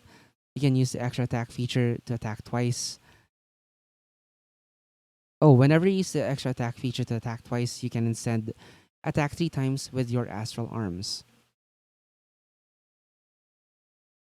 And when a creature within 10 feet of you is reduced to 10 hit points, you can use your reaction to regain key points equal to um, your wisdom modifier. Ooh. Hey Slayer, welcome to the stream. Thank you for tuning in on Mixer. And yeah, with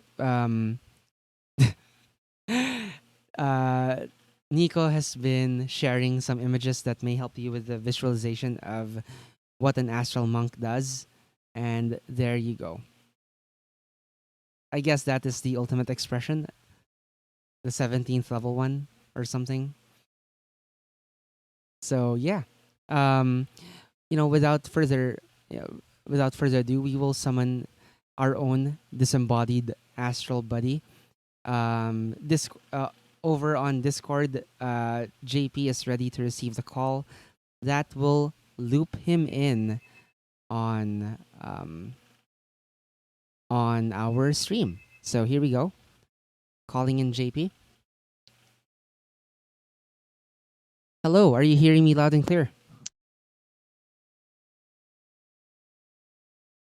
JP. Hello.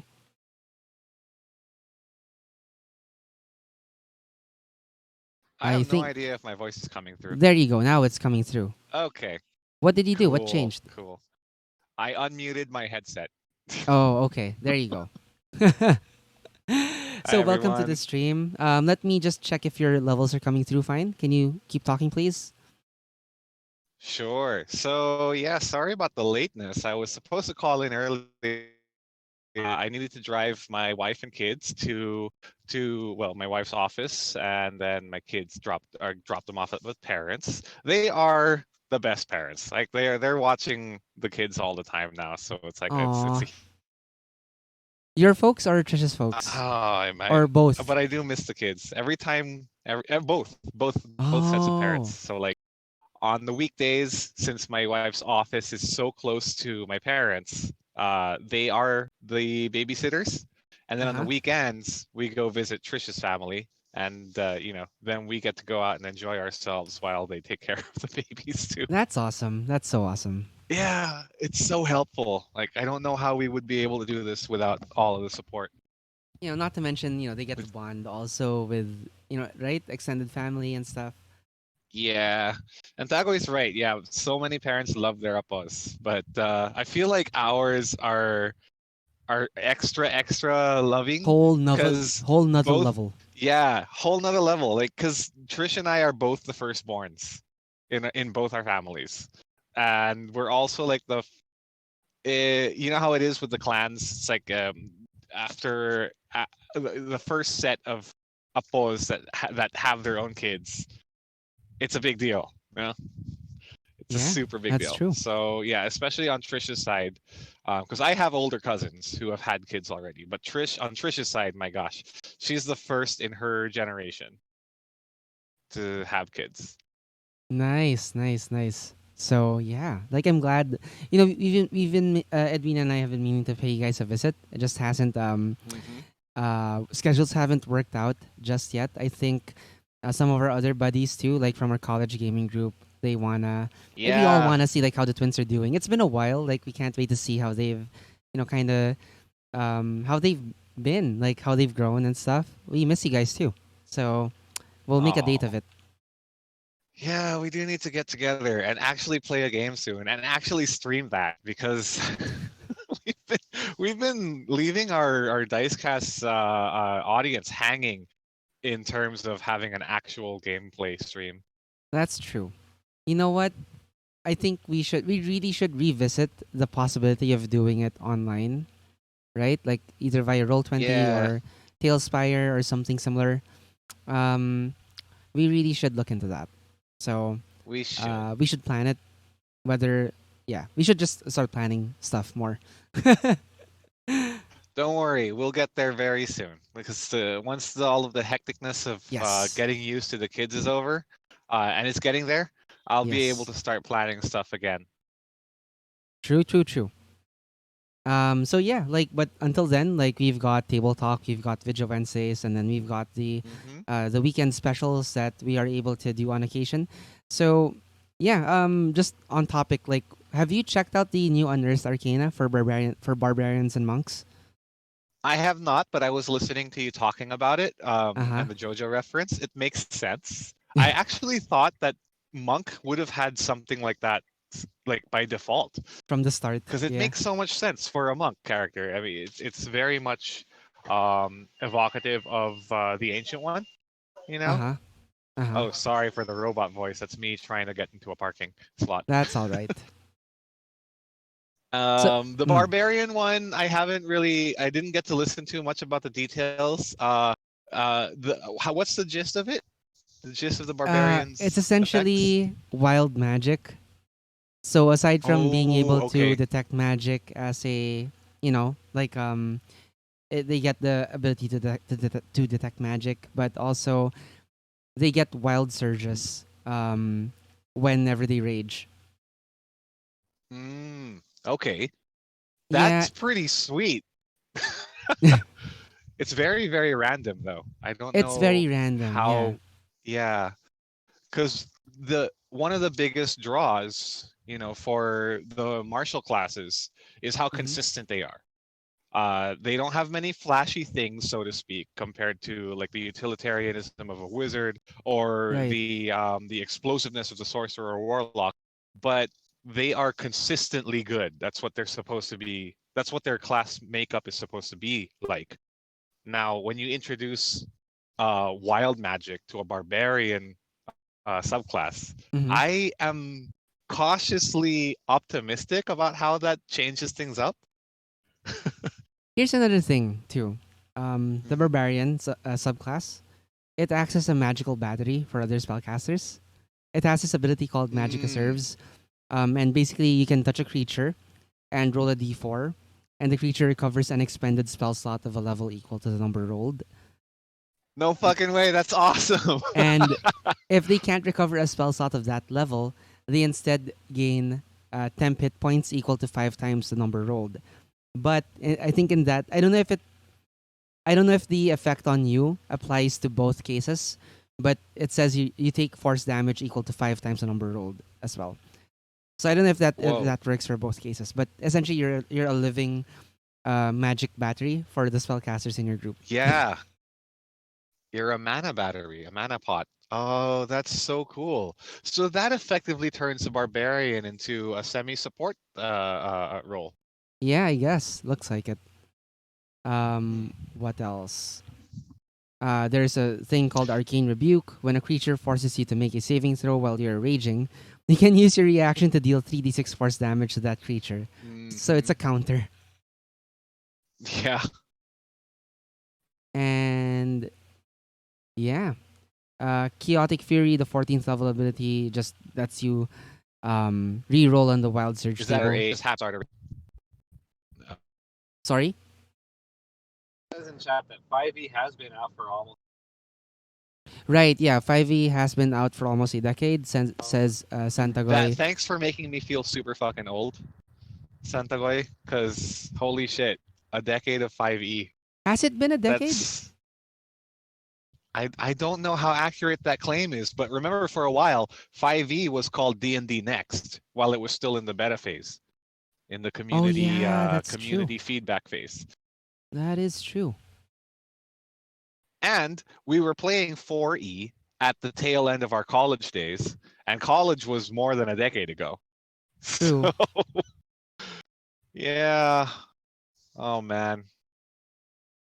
You think 5e is going to be like Wizards' D&D's version of Windows 10, Like it's where gonna they be want around it for to a be the while. last.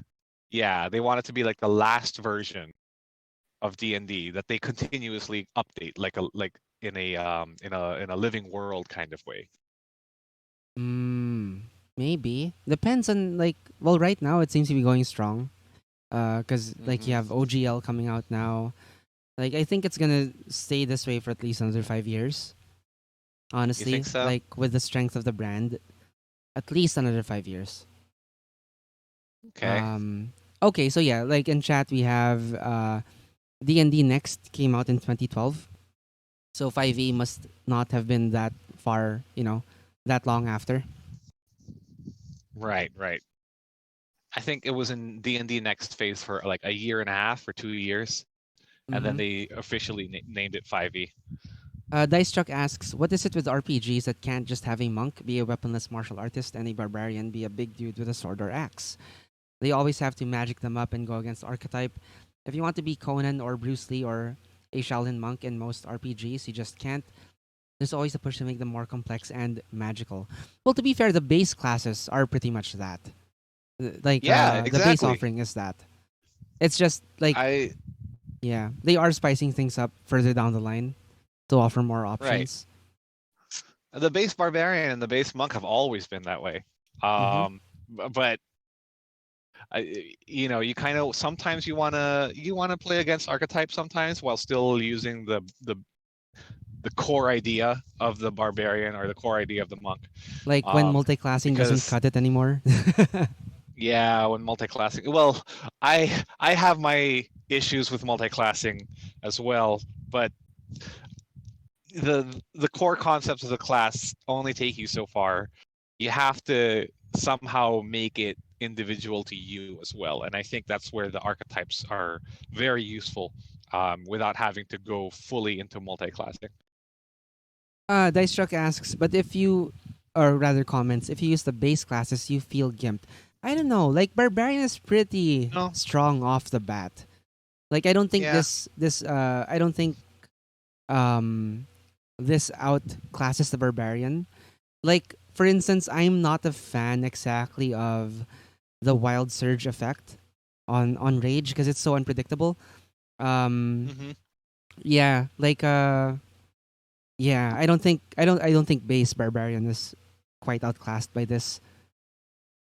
And Tagoy points out that today is the fifth anniversary of, of fifth edition, like with regards to the Oh, player's holy crap! handbook being released, August 19th, 2014.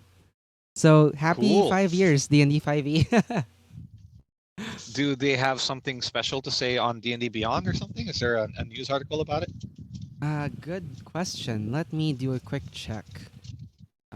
D&D I Beyond. just found parking. Oh gosh. Lichcast says the mechanic, like as far like in his experience, his mechanically strongest 5e character is still the standard totem barbarian from the PHB. Yeah, that's a pretty strong class. I mean, let me see if I can Oh pull up yeah. the stuff on the browser source. So let's go on to D&D Beyond, and there's no mention of the fifth anniversary of the PHB. Well, we are living in the future Oh, compared to right, it all could the be other tomorrow. countries here, so maybe it'll come out in a few hours. Hello to everyone in the past, by the way. So here's what you get, like with the base barbarian, right? You get a lot of good stuff right off the bat. Like never mind, like so since we're comparing subclasses, we won't compare hit dice or whatever. Um, hmm but we won't even compare rage because they both get rage. Um, you have, where's the path? Where's the path? There you go. Path of the ancestral guardian. You have something called ancestral protectors. So um, this protects you while you're raging. So when you're raging, the first creature you hit with an attack on your turn becomes the target of the warriors, which hinders its attacks until the start of your next turn. Mm. That target has disadvantage on any attack roll that is not against you. And when the target hits a creature other than you with the attack, that creature has resistance to the damage dealt by the attack. Okay. The battle rager, I think, um is the more classic one. There we go. Path of the berserker. Frenzy. You can go into a Yep. frenzy when you rage. If you do so for the Yep. duration of your Frenzied rage, rage. Oh you can god. make a single melee weapon attack as a bonus action on each of your turns after this one. When your rage ends, you suffer one level of exhaustion. Mindless If rage. you watch Critical Role, that's Right, basically Grog. This right, is right, Grog. right. Seventh level, so that is seventh level lets you get advantage on initiative, which is very fun if you have a table of four barbarians. You always go first, and the encounter just ends like that. Yeah, nice. So yeah, there are like it is represented for those who are concerned about not having classic barbarians. So yeah. Um, let's go on to the next topic on our docket. We have an encounter. We won't go too in depth into this. Like this is just something you can check out if you're looking for another encounter to spring on your players, right? So this is called the Crisis in the City of Caravans. Now, this encounter from D&D Beyond, it's their encounter of the week. Um, and it's the latest in a series of encounters called The Road to Baldur's Gate. So it leads Mm. the players up and down the Sword Coast, essentially. Um, so this features um, a doppelganger. So the doppelganger is up to its usual uh, tricksy, shapeshifty, shenanigans, and is it has you can spring this on the players whenever you want to disrupt their travels as they're passing through a city or dealing with merchants or stuff like that. When would you use a doppelganger? When would you spring a doppelganger on the players, JP, if you were DMing? Um, so if I was DMing and I'd want to use a doppelganger, which I have never done yet, by the way, I've Hmm. never had the opportunity to throw a doppelganger in a party, Same here. but I'm waiting for a chance where there is some strife within the party. Hmm. I'd like there to be I'd like the doppelganger to come out as a result of mistrust being brewed within the party. Uh, I'm a big fan of secret villain. Right. Like I love to have a player who wants to plant himself as the secret or the big bad evil guy Uh in the huh. party. Of course, they have to be pretty a mature player to handle that kind of responsibility. Of Um, of course. but when you spring that on the party and you see the faces just and the jaws all drop when they realize that their old ally has been the one pulling the strings the entire time, it's so priceless. And if there's no player to do that, um, I would use a doppelganger for that. So like maybe a friendly merchant who they interacted with since level 1, um, like the party's version of Gilmore from Critical Role, and then it Hmm. turns out he's been a doppelganger this whole time, and the real Gilmore they never actually met. I'd do it like Ah. that. Right. Right. Make Right. them build a relationship with the doppelganger, and then at the time of their most dire need, Stick him with the when they dagger. want to fall back on this NPC who they trusted for so long, they stick Uh him in the back, stick him huh. stab him in the back with the dagger. Yeah. Right. Lichcast shares BJ Resho used a shapeshifter Raksasha on their party once, who took the form of one of the player's sisters during one of her rare visits home to the clan. And it made everybody super paranoid afterwards. I don't blame you guys. Yeah, doppelgangers will do that. The first time you throw a shapeshifter on a character or on a party, oh, that's when they start to build those levels of paranoia, especially if they're new to role playing. They will Uh, realize that not Dice Chuck every says, NPC is just a mook. yeah, like that puts like that level of suspicion, in your campaign. It's a good if you're going for that. Like doppelgangers are an excellent creature to use. Yeah. Um, Dicestruck shares the doppelganger like foes will not work in his Marvel campaign. His friend Eric plays Wolverine, and they can tell easily. But what if I can Dicestruck? What Wolverine smell what the if truth of a person? a shapeshifter could like the scrolls, right? They clone themselves down to the genetic. They clone Or others. They Mystique. copy others down to the genetic level. Like right? Wolverine Wouldn't falls for Mystique's tricks all the time. that too, like Mystique or the Scrolls, like genetic level shape shifting. Wouldn't that fool Wolverine?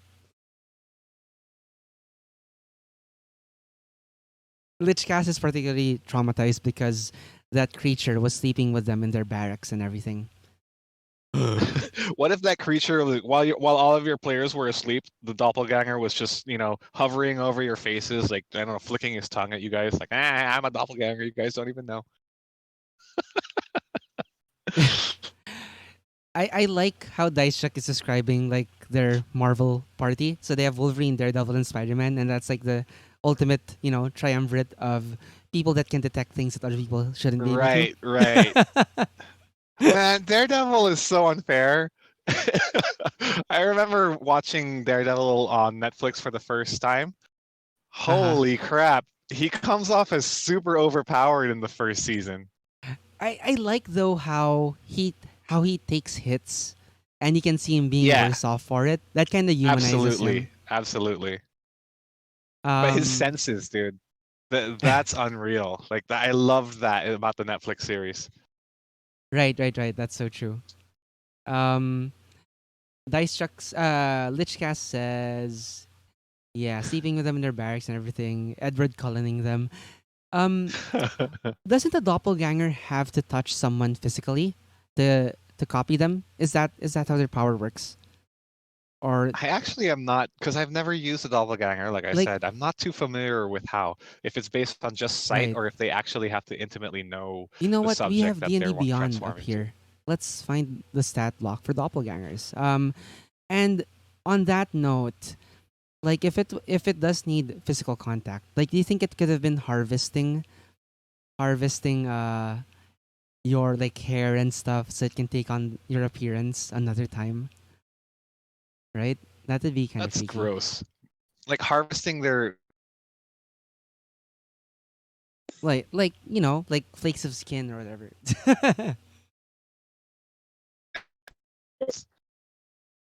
You cut out a bit back there, buddy. But yeah, let me know when you're back. Yeah, yeah. It's the mobile data. It's not so great here. Mm. Oh, there we go. So it can polymorph into a It small or medium humanoid that has seen. So it just has to see it to copy it. yeah doesn't have to do anything Interesting. with its with harvesting poop. Okay.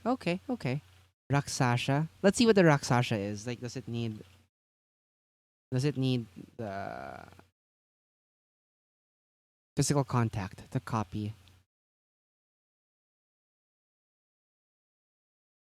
Whoa, why isn't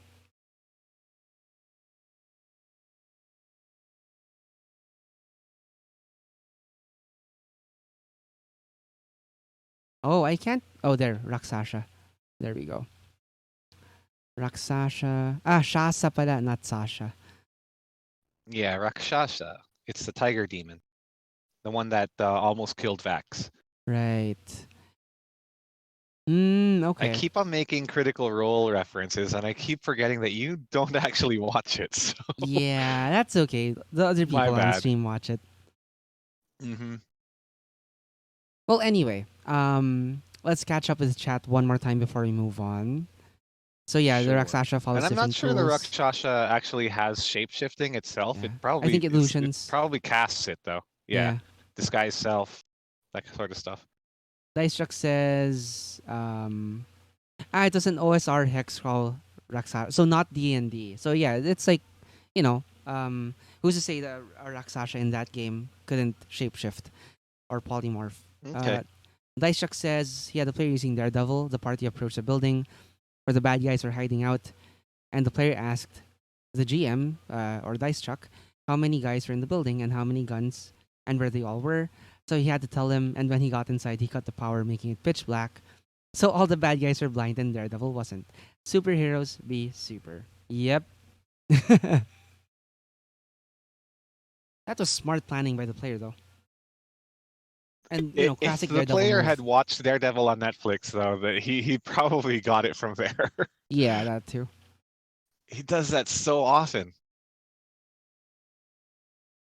He is, he is awesome in his element, or rather, when he negates his disabilities. Yeah, he does that sort of thing in And Dice comics Chuck is all the saying he time. does it. Yeah. Oh, Lichcast says so. In their game is BJ. The tell of a Rakshasa is that its hands are backwards, so left hand on right hand, even when polymorphed. So that's like what they were checking out with NPCs all the time. So yeah, um, that's pretty cool. That's a really go. That's a nice thing to do for shapeshifters, I guess, in your games, right? Like give them a tell. Wait, so Eric, do you mean to say that BJ can twist his thumbs backwards? Because he said we casually looked at BJ's hands and we were like, "Why are your hands like that?" And then we Maybe they screamed. were crossed like this, like or he had his hands crossed while doing stuff on the table. I don't know. Because from behind the DM screen, it could look like that, right? Can you imagine the Mm, DM screen here and then your hands?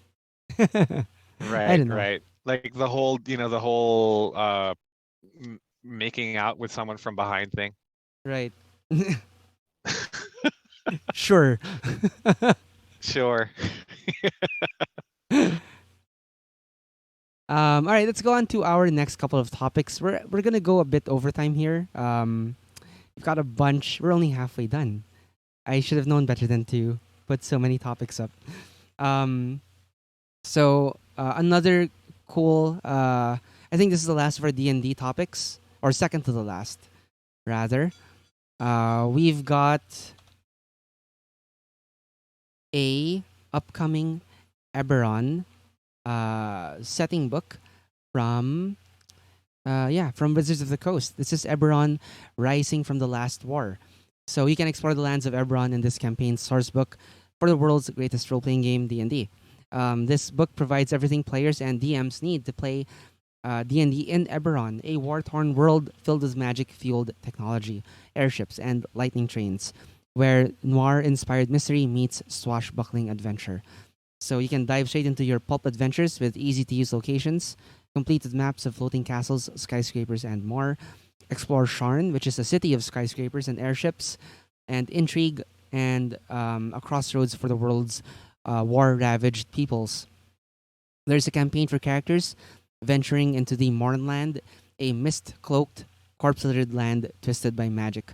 And you can meld magic and invention to craft objects of wonder as an artificer, the first official class to be released for 5th edition since the player's handbook. And check out your characters with a new D&D game element called a group patron, a background for your whole party. There are 16 new races and sub race options, including dragon marks, which magically transform certain members of the races in the player's handbook. So it's no longer just plain old dragonborn. I guess you can have dragon elves, dragon marked elves, dragon marked halflings, and so on. So this comes out. Let's check the Amazon link. November 19, 2019. There you go. So yeah, for Ebron fans, I'm so happy for you. I'm still waiting for Spelljammer. I'm pumped Damn about you, the Wizards of Artificer. the A lot of people have been waiting for Artificer to finally True, be true. AL legal. There was a fan made one, right? That's been or was it you under Arcana?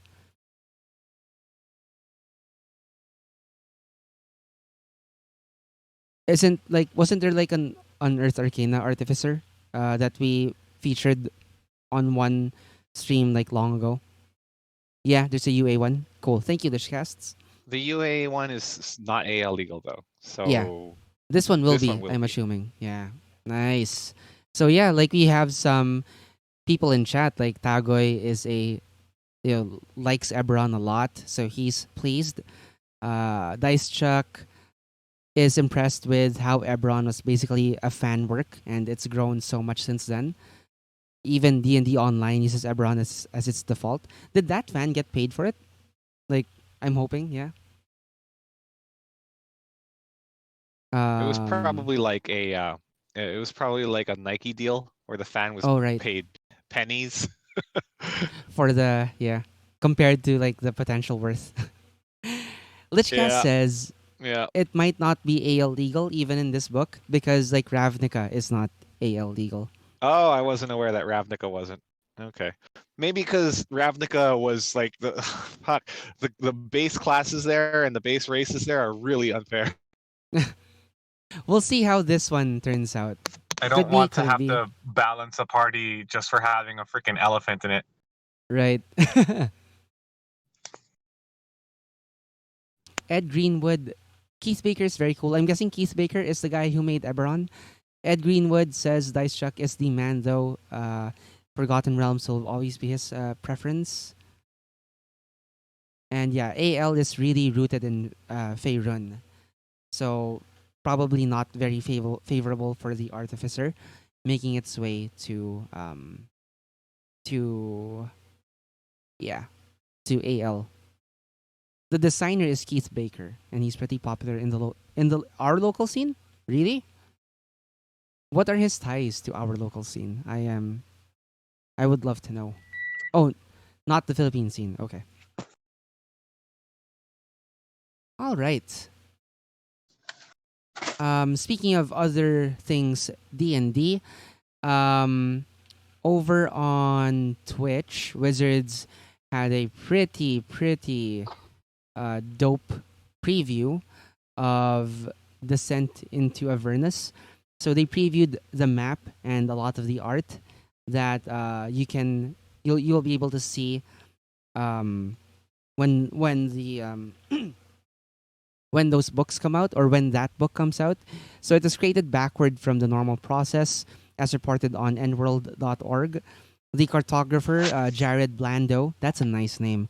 Jared Blando was reportedly given general guidelines for what Avernus was and was allowed to create features as he pleased, with designers naming them after the map was complete. So it started with him and not like writers or game designers. So he just uh, started creating stuff. I think, The mhm. was this your first time hearing Blando's name? Because he's been the Yeah, cartographer for Watts, I think, forever. really? Okay. Yeah, it's the first time hearing his name. It's He's like very, very popular. okay, it's a nice name. It's like a cowboy's name, you know. Um, the map is available Blando. to the player characters in universe as a map by a cartographer who lost his mind, noting that things like relative positions and distance don't exactly mean anything in the alternate plane. The link this page also features several art pieces of these different locations and residents in Avernus. So you can see the map here. Let's zoom in a bit, see if you can get a better. There we go. So very Dante's Inferno, right? I don't know if JP can see it, but you might be on audio I only. can. Oh, you can. Yeah, very Dante's Inferno. I like it.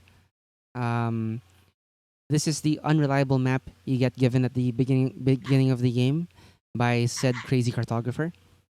Um, you have here the bleeding citadel surrounded by the scab. Ugh. Love it. You have here the palisade. It's probably a warlord hideout along the river Styx. We have here Candlekeep. Ooh, I didn't think it was, based on Baldur's Gate, JP. Did you think Candlekeep would look like this? No, not at all. It looked more like, it seemed more like a podunk little fort. Looked so lame in Nothing Baldur's like Gate. that. Yeah. This looks something like Yeah, because out of it's like, Warhammer.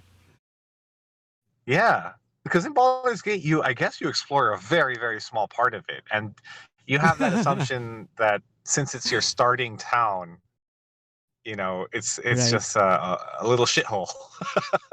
Like But this one looks like freaking Waterdeep. Yeah, the Baldur's Gate, the game probably just covers, this like first level. That's it. And then you don't see like apparently behind yeah. Winthrop's Inn are this ridiculously long flight of steps that just goes up like hundreds of feet. Lichcast says Candlekeep looks dangerously like it'll tip into the ocean. It does, doesn't it? And this is some art of Zariel fighting some fiends or devils, I'm not sure, and a gigantic demon. Looks like it's giving birth to a Zergling swarm. Cool, cool, Yeah. cool. Let's catch up with chat. Apparently, so Lichcast says he's looking forward to Avernus, but like out of the abyss. He'll run it more outside of AL than within the AL structure. Um, Someone's talking about suing. Dice Chuck says, um, He's How talking. did? He's replying to Santagoy, who um, mentions that what's his name? Will Wheaton seems to be suing Geek and Sundry now. Oh, right, I read about that. Yeah, like Hmm. for what? Which game of his was it? Like one of his streams under Geek and Sundry. Yeah, apparently like he didn't get they didn't give him the control that I believe it was was tabletop. part of his. No, no, no, it's not tabletop. It's something else. It's oh my gosh. What is it? It's Titan's Grave. Titan's Grave there. Yeah. Like Titan's Grave. yeah. Um he's suing them because of basically profits being withheld, like creative control and certain basically things that were due to him based on the initial contract not being given to him in throughout the run. So yeah, that's unfortunate. Okay, let's check out. Oh, I didn't even like post the stuff about Avernus, did I? The link to the Avernus preview. Did I I miss don't think sharing so. that link? Okay, here you guys go. If you want to check it out. Um, this next one. I love how there's a typo in the docket, and you copy pasted the typo right into the chat too. Really, Uh huh. really. It's cute Oh though. my gosh, yeah, there is. I am so It's sorry. been up on stream for the past 30 minutes too. That's fine. No one's that asinine. Yeah, we're only human. Hey Hello, Maury, welcome Maury. to the stream. Thanks for tuning in. Yeah, previewed without the E. Sorry about that. This next one is off of roleplayerschronicle.com, where they have kind of reviewed um, a supplement for Infinity, the role playing game. Links are coming up in chat shortly. There you go. So yes, Eric is happy about this because he posts about Infinity all the time on on uh, on his feed. So yeah, this is for you, buddy. So this is man. I wish this thing would. Can't I move this out of the frame? Anyway, Ariadna is a supplement for the military sci-fi Infinity role-playing game powered by 2D20 and published by Modifius Entertainment. So um, the book apparently is for all things Ariadna related in the Infinity Universe. This includes character options, a gazetteer, adversaries, cultural background, and general guidance on what makes the faction unique. Eric, would you care to tell us, like, just real quick, what Ariadna is in the setting? And while we wait for that, um, um, yeah, basically, it's an like just cutting right to the conclusion. The reviewer says, who reviewed this? This is by Aaron T. Huss. So Aaron Huss says that it's an excellent source book and contains a little bit for everyone. So it has fluff, player mechanics, GM guidance, and new adversaries. The layout follows the excellent form as the core rulebook, and the artwork is great. So if it's a standard for future faction supplements, then fans of Infinity will likely never be let down. So apparently it's an excellent product. So just to delve in a little bit deeper, the book starts with a look at the history of how the people came to the planet Dawn, and then moves into a comprehensive gazetteer of the planet, which includes climate, geography, an illustrated map, indigenous species, and a delve into the cultural centers of uh, Ariadna. So there's a chapter that focuses on merchant traders because the Ariadnan currency holds dominance as the international and interplanetary coin of trade. So it's a faction that plays essentially a big role in the setting. So yeah, I guess that makes them important enough to start their to launch, the first of the faction slash setting books for the Infinity RPG line. Um, and Eric, thank you. So he shares that Infinity is about the human sphere, which is humanity's reach into space. Ariadne is a faction that lives on the planet Dawn, and they are lower tech guys who represent the first wave of colonists who got lost when their wormhole sent them off course and out of contact with Earth. Cool. And Ariadne are the remnants of when America and Russia were world powers. Hmm. Okay. Cool, cool, cool. Let's catch up with other things in chat. He bought a beer at 1 p.m. That's not weird. That's survival. Sure. And it's a hot day today in the Yeah, Philippines. no, it really Like is. if you're having an ice cold beer at 1 p.m., like, you know, um and you've been hard at work, deserve. You're saying it's hot. I- Let me tell you how hot it fucking is. I'm sitting here in the car with the engine off in the parking lot where I was only able to find a spot in the open sun. And I can't roll down the windows too far because it's noisy outside. And I can't go into the mall because it would be super weird for me to be calling you on the stream from inside the mall with other people sipping at the Starbucks. So yeah, it's really fucking hot right now, dude. JP is taking one for the team. Thank you so much. Mm-hmm.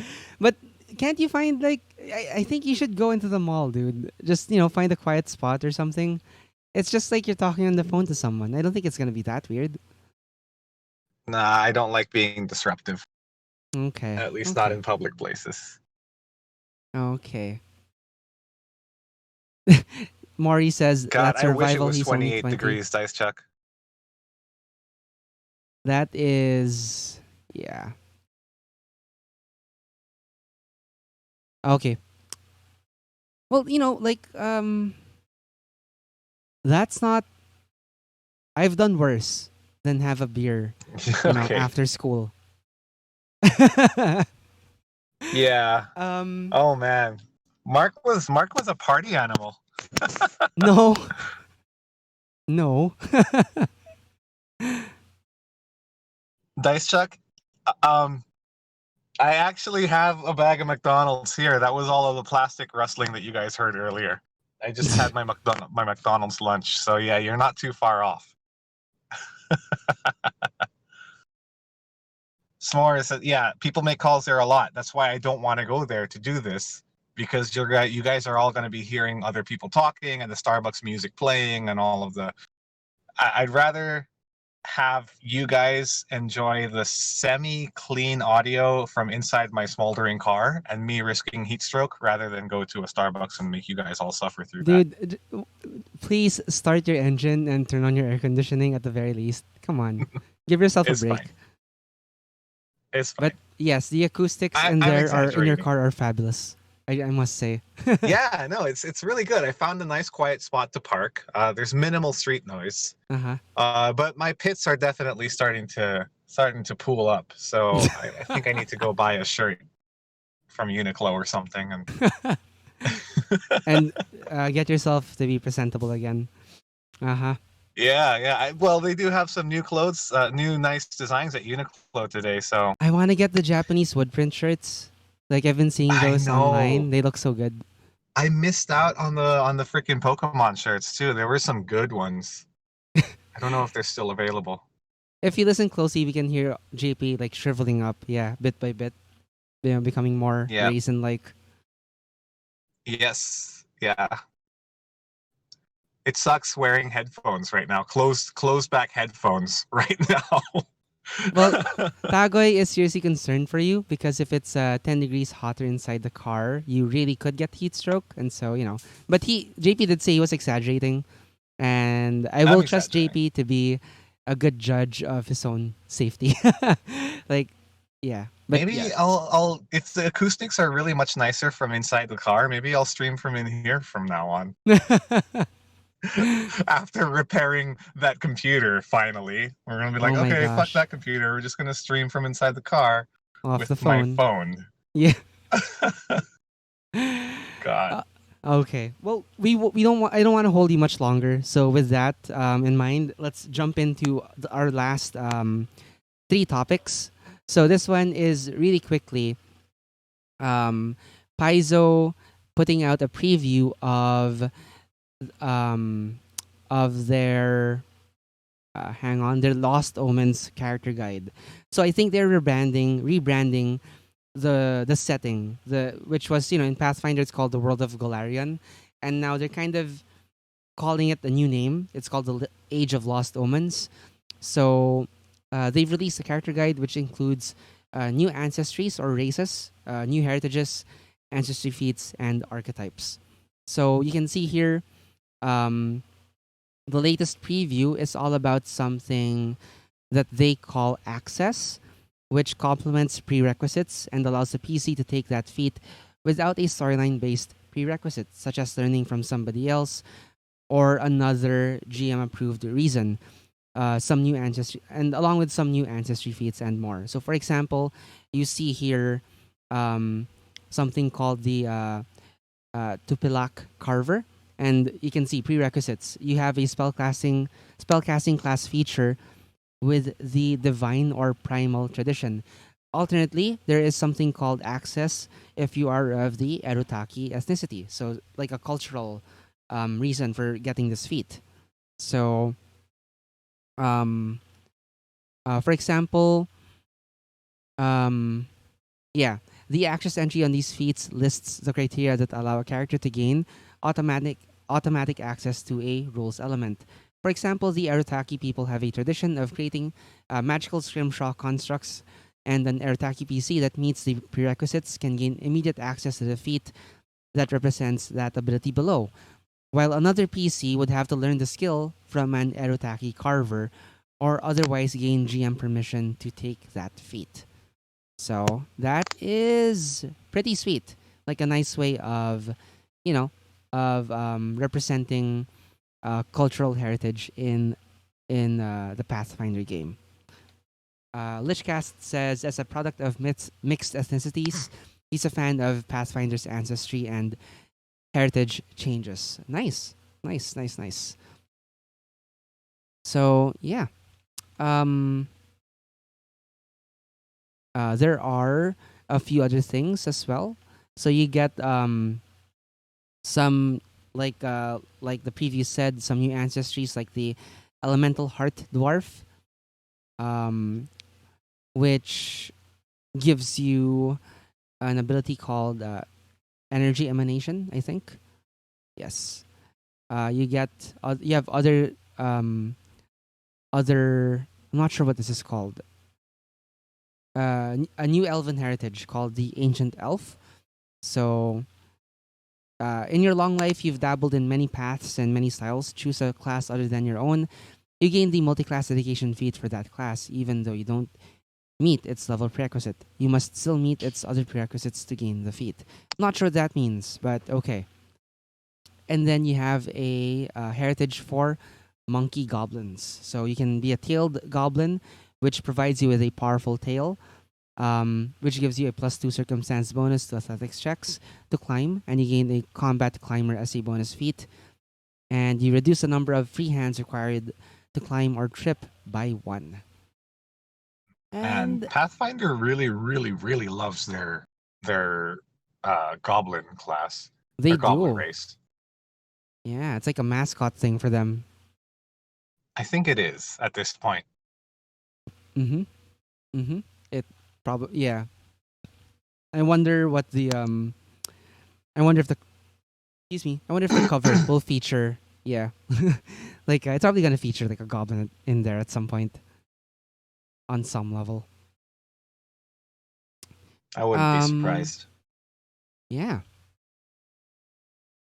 Dice Truck shares he too has quite a mixed ancestry. So oh.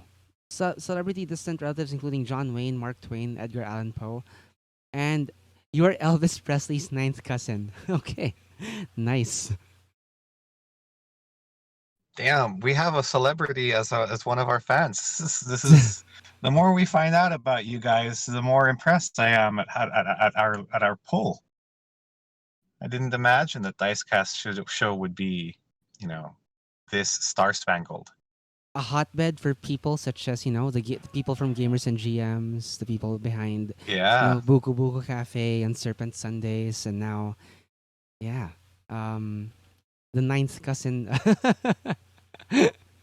Well, it might be distant, but let's You go can still back trace it. far enough if we can say that everyone is related to everyone. We're related, Dice Chuck, on some level. um, that is a good point. We are, we're a global family. Um, yeah, before we end, of course, we want to, speaking of family and community, something from our side of the pond, a couple of things. We have Natural 20 PH um, pimping their custom dice. Uh, they have a booth at Session Zero where you can customize your dice with a wide array of resin, pigments, dyes, glitters, beads, flowers, sequins, flakes, foils, and so much more. So you can see them at Session Zero. You can see here essentially a step by step guide of what they are offering in terms of customizing dice. It starts off with choosing the resin color, which is the base color for the dice. You can have it clear or half and half, and then you choose the embedded materials, the stuff that makes it, that's suspended in the resin, and finally you choose the number ink from their palette of nice, from a pleasant palette of pastels. You know, I'm not sure where I'm going to be spending most of my time at Session Zero, whether it's going to be at our booth or Natural 20, because I do want to make some custom dice. That sounds so cool. Didn't we already get custom dice from Natural 20 the last Gamers and GMs event? Or the I other, mean, we paid one for of it. the, yeah, yeah, yeah. Like, what design did you get? So I got the. I don't remember what it was called, but the design is white resin with a little bit of cloudy emulsion inside, and the Nice. the lettering or the numbering was lined in I think it's gold. It's Yeah. either gold or copper. Cool, cool, cool. Um, let's see. Santago is asking, what is the context of mentioning Buku Buku? Oh, no, we were just talking about like how awesome like the people who join in and watch us and participate in our chat are. So yeah, thank you guys Yeah. for coming in and always, being yourselves and having fun with us on stream. We really do appreciate it. So, oh yeah, Natural 20 does want to make sure that the materials in the poster may not reflect the actual materials available for custom dice. So it's still best to message them, Mm. contact them before Session Zero, and because there are 20 slots only for walk-ins. So you will want to reserve your Oh slot if dear. you really want, to sit down with them and have them make your custom dice. Oh man, yeah, yeah. We should probably call in advance then. What I want to Yes, know is, can we bring in our own materials? they Like, said yes. if I, oh, nice. So Yeah. I can bring in like dice that I want to color the dice in, or yeah, cool, cool, cool, cool. Mori, Session Zero is at Green Sun in Makati. That's along Chino Ross's extension in Makati. It's yeah, it's hard to miss. Like, just go up Chino Ross's extension.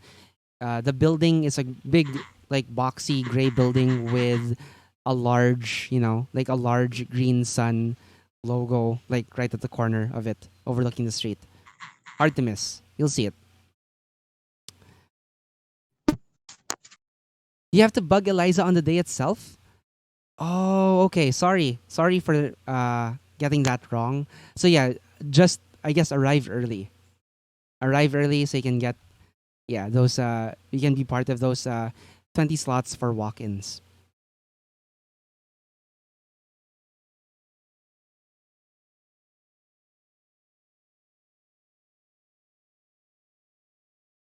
And yeah, like Mari, if you're going to to session zero, yeah, please check out like among the many booths from the people, the RPG designers putting out their RPGs.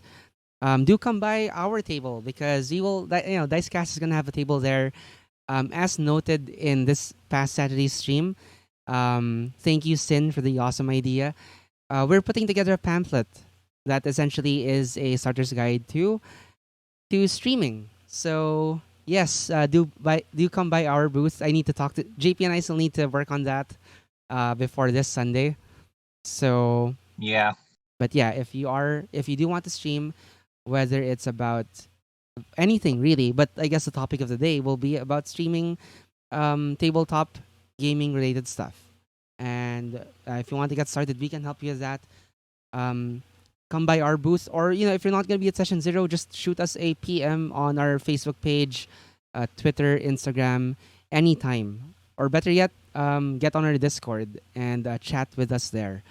So yes, we would love to help people. We would love to um, we'd love to see more people streaming, like especially locally, um, representing our local community, getting on stream, showing the world what we've got, and yeah, maybe even like if you wanna join us on Dicecast, like don't be shy, like shoot us a PM, tell us what you wanna create, what you wanna stream about, and we're always open to people coming on board and joining us here. In case you haven't noticed, we have a very open schedule. Like we only stream on Mondays, Wednesdays, and maybe Saturdays. So the rest of the week, it's kind of open.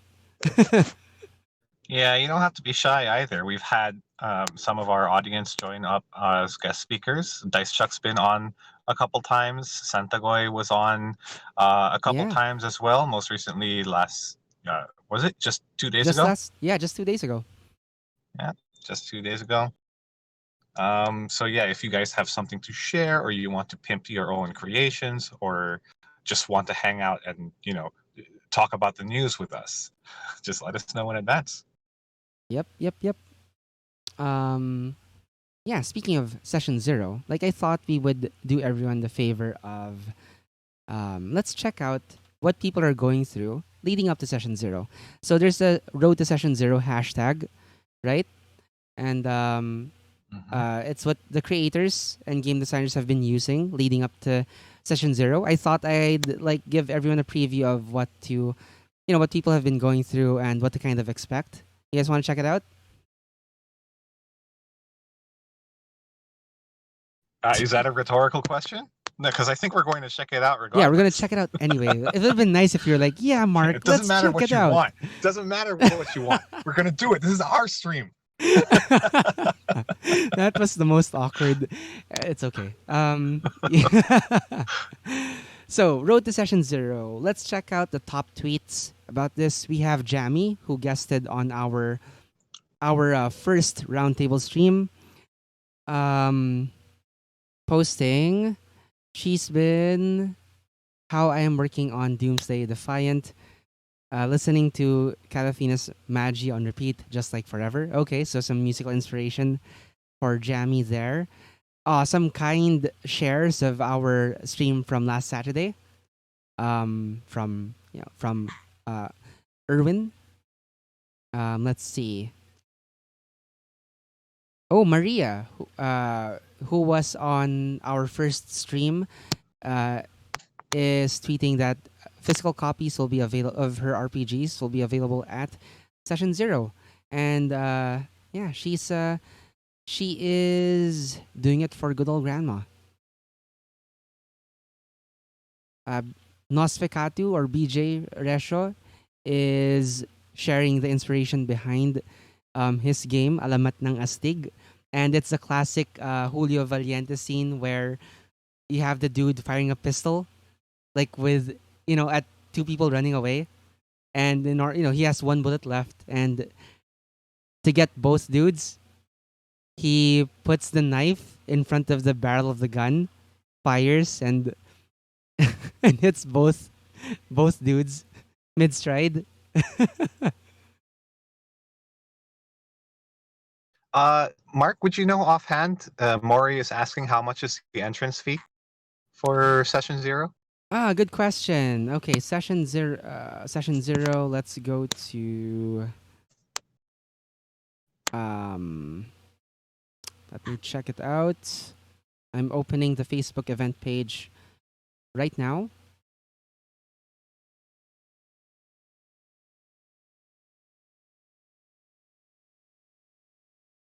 Mm, let's see. Let's see. Let's see. Where are the first posts of session zero? Um, Hang on. Sorry.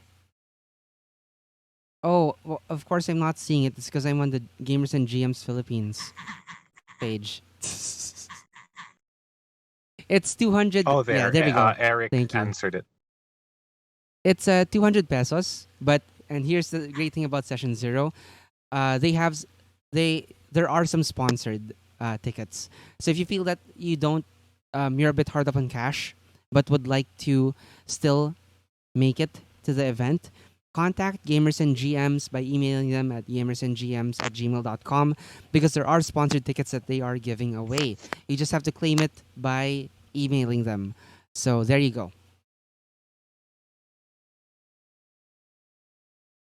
Some more previews of the Road to Session Zero. There is Pam who guested with us just last Saturday, showing some shots of the printed copies of her game, courtesy of Dewata Manila Sin, who picked them up for Nice. her in advance. I mean, I'm not seeing the stream right now. I turned off the video feed because mobile data wasn't handling it, but Mm-hmm. that's really cool. I'll check it out later. Last couple of previews, we have Briarwood Crafts, who are excited to meet everyone. They will be at booth 4, right next to the Tavern Games. Yeah, so they will be to the left of the registration tables, essentially, or more accurately, they will be um, a couple of steps clockwise over, a couple of tables clockwise over from the reg table. Do you know which booth Dicecast will be at already, and who Yes, our neighbors are? our neighbors are going to be Jammy and Oh, hang on, let me get the table set up on stream. They posted it in the event page. There we go. So let us open this up on stream. So you can see here, we've got the reg tables. Our table, we are at table 34. So that's Dicecast. Our neighbors are Sword Queen Games. To our left and to our right are Race Publishing and Printing. So this is the printer that I think a lot of the GMs, the game designers have been using to print their games. They offer, I think, really good deals for people who want to print their RPGs in like small batches, limited runs. maybe they can print our pamphlet for us. Should we The one that look I into still have to look into make. contacting them? Yeah, sure. I'll look them Sure. up. Yeah. What are they? Okay. Race Publishing and Printing. That'll be funny. Like we'll be at our booth. We'll be like, "Hey guys, welcome to Dicecast Show. We stream about tabletop news, and if you want, you can learn how to stream stuff for yourself. Go get our pamphlets over at the booth next Our door." neighbor. Oh, so Race Printers did the 5 game like anthology of BIM. They're the ones who printed that, and it looks pretty impressive. Yeah, BIM's. I think yeah, you showed that. I saw it on her itch.io. Yeah, here it's on stream right now. This is BIM's anthology of five like mini RPGs. It looks Mm-hmm. pretty sweet. It's like a penguin. You know, it's like one of those classic penguin books, quality thing, something you could buy like on off of a shelf in National Bookstore or fully booked. It Right. looks really good. Oh, can they print stickers? Because we need to stock up on stickers again. We're Oh all yeah, out. we would need to do that for session 0, don't we? And other things too. Yeah, We need to talk. a lot of We basically things. need to talk. Yep. We have less than a week to prepare for this shit. Oh my god. Oh my gosh. Dice Check asked, do they have a website? They probably do. We don't know it. I'm not sure they do. It's most likely a Facebook page, right? I haven't seen. I tried searching for them on Facebook. It's not there. Oh, So we'll really? see. Okay. I'll ask Bim how to get in contact with them. But yeah. Yeah, there you go. Eric posted it in Oh, there chat. you go. It's a Facebook page. JMD Self Publishing. Oh, Dice Chuck, if you want to ship it to Canada, you know what? Maybe just buy their PDFs on Itch.io and then print on demand there, because that would probably be a lot more economical for you than having something printed here and then shipping it over to you guys. Yep. Yep. Anyway, well, that's it for our stream today. Yeah, like you'll be able to catch us next on Wednesday. When we like I said, remains to be seen if JP will be able to stream um Vigil Wednesdays at the noon time I slot. do But have to yes, prepare all of the OBS stuff again on my end. So if we do stream, most likely you'll host again, Mark, if you don't mind, and then I can definitely play with you. on the It's just evening. that my OBS stuff are out of whack. Right, right, right. Okay, Yeah, okay, in the evening. okay. Then yeah, I guess yeah. So no noontime stream, but you will see us on the evening of We'll see. Wednesday. We'll see. We'll see. I'll work Okay. on it. If ever, Maybe yeah. the noontime stream can be me preparing stuff for session 0. Yes. You know what? Let's not do video Wednesdays. Can we like use Wednesday to kind of prep stuff, and we can stream it, I guess, but we need to prep stuff. Okay. Yeah, Yes, so we no do. video Wednesdays. Oh, sure. We will be responsible adults on Wednesday instead of degenerates just playing video games. It'll be cram like hell hump day. Yeah. Yes. It'll be hell hump day. So yeah, we'll try to get the pamphlet together. We'll try to get like our other, materials together. Like we do. I have dice cast stickers. I just don't know where they are anymore. I guess I could try to bring the old batch, but we'll see. Yeah. Eric was also clarifying that Bianca does take orders from. Did your phone fall? So, yeah, but it's okay. It just fell on the dash. Okay. So there are some, opportunities to buy printed stuff from the Philippines and have it shipped internationally. And apparently, Right. shipping outside of the Philippines is cheap for single books. It's when you order them in bulk. Yeah, that it becomes an Yeah. issue. I thought Dice Chuck was talking about like having his books printed here, and then like shipping them out from the Philippines. I don't think that's very practical. Partly not just because of the cost, No. but because of the unreliability of The actually, couriers. our government courier can be somewhat reliable. Yeah. I would much prefer using the private couriers though, because sometimes when I order stuff and have it delivered through PhilPost, they take like 2 months just for them to receive, and then they send out the slip that tells you to come pick up the thing at the post office, and you don't get it until like 3 weeks later. Right. So you only have a week left to claim the thing before they destroy it, Well, there because they you only go. hold on to it for a month. Yeah, unfortunate, no. But there you go. Like Eric says, shipping into the country is hell, but shipping out is easy. Mhm. So like if yeah, like Dice Truck, I guess you could look into it with you could look into contacting that publishing group and like seeing like how viable it would be for them to ship Yeah. printed stuff over to you in Who Canada. knows? It might even be cheaper than finding a local printer in Canada. I don't know. I don't know what the prices are where you're at, Dice Chuck. But Yeah. you know I- what would be really cool is if you would come over here And then, like as part of your vacation, you would just have all of the stuff that you want printed done on the side while you're out enjoying the beaches and whatever. That too. We do have some wonderful beaches. And not to mention, like, we would all get to hang out and have a beer. Um, I think some foreigners are coming over for session 0. Isn't that right, Eric? Like some people are gonna be checking out. Some people from outside of the country are coming over to check out the event.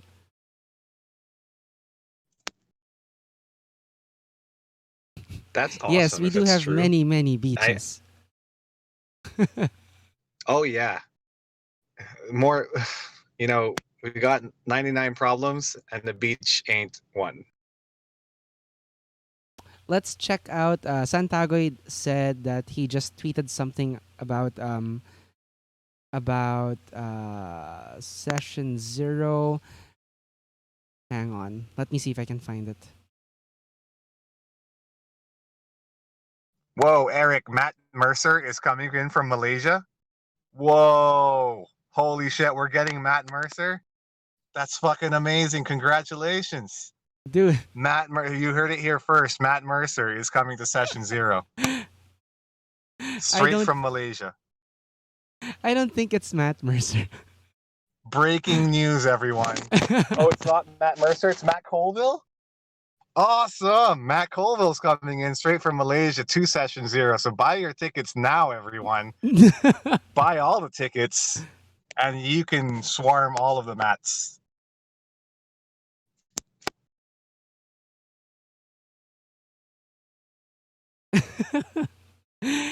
um yeah, Matt is coming over from Malaysia. Whoever Matt it is coming over from Malaysia, and the Malaysian guys have sent their products. Oh, cool!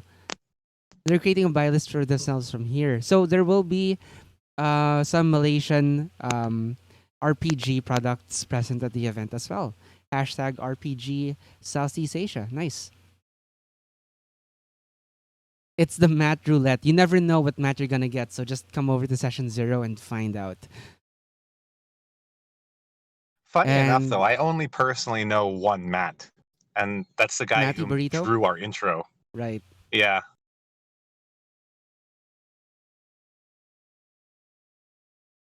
So the RPG SEA booth will be at, where are they? Let me see if I can find them before Eric points it out. RPG SEA, RPG SEA. Where are you? Where are you? Where? Oh, there. Nope. Table number Eric's 7. gonna beat you. Right in front of registration. Whoa, table number 7. Matt Mercer's cousin's babysitter's barber's nephew is coming? Who's also named Matt.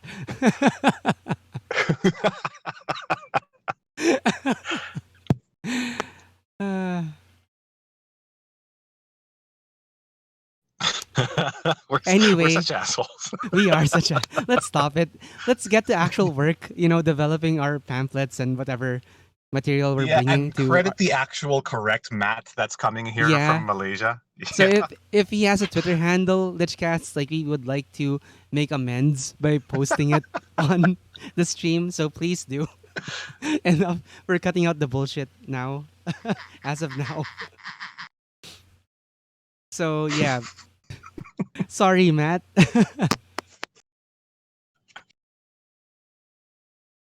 All of the Matts. Sorry to all of the Matts. They probably.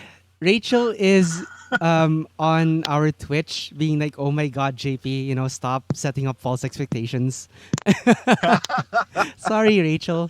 Oh no, people know I'm joking. Come on. Come on. I mean,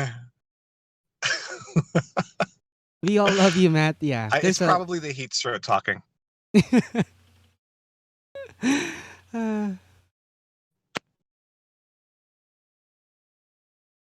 I do need to buy a new shirt. Holy shit.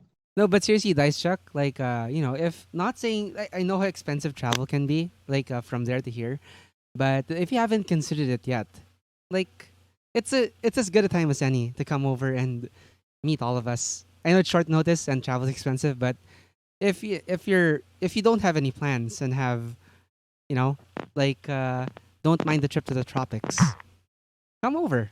Come over to session 0. Like, It'll be a blast. And with that, I think we So will. Yes, what's up? I was just gonna clarify: do we have an actual Twitter handle to post of the Matt who is coming here? I don't think. I don't think so. We don't. We're just gonna leave it at that. Yeah, we're just gonna leave it at Sorry, that. Matt, we can't promote you, but hope to see you at session 0. Where we will say sorry in person. Yeah. This is hilarious. Well, yeah, we will. We will traveling to the exact opposite side of the planet would be super expensive, but thanks for the encouragement. Yeah. Yeah. There will be a next time, I guess. Uh, Santagoy posted his Twitter post with the hashtag Yes. Road to Session 0. You can see it over here. Let me just get to the correct window. So if you guys want to follow Santagoy, one of the designers, game designers being featured at Session 0, one of our regulars here at Dicecast as well, you can check him out on Twitter at san_tagoy. So yes, he has started his Road to Session 0 thread where I guess he'll be posting more about um, wrong tweet, sorry. More about He Session posted a 0. tweet about his There it his is. supervillain redemption game. Super Villain Redemption game, saving the day. You can see it here on his Twitter. Yeah, follow him on Twitter for Here more he comes previews. to save the day. So yeah, we will end the stream here. Thank you everybody who joined us in chat. Lichcasts, Dice Shock, Santagoy, Mori. Who else? I think Oxus popped in for a couple of seconds. Yep. Um, Rachel is listening over Rachel on is the listening too. Discord. Cool. I think Sin and a couple of people on Facebook posted as well. We got a couple more Facebook likes. Don Corpus also on Facebook. Thank you so much. Yeah, thank you everyone for coming in, keeping us company, sharing your insights, making um, making the stream a more fun place for everyone, us included, myself and JP included. Yeah, we'll end the stream here. We will see you on Wednesday where we will be cramming our paraphernalia for session 0. Watch JP and I panic, and yeah. And then on Saturday we will have. Should we ditch Saturday too, just to make our stuff? No, that would be wrong, wouldn't it? You know what? You already promised having guests on Saturday, Yes, and I'm it's just our last kidding. big hurrah before the session 0.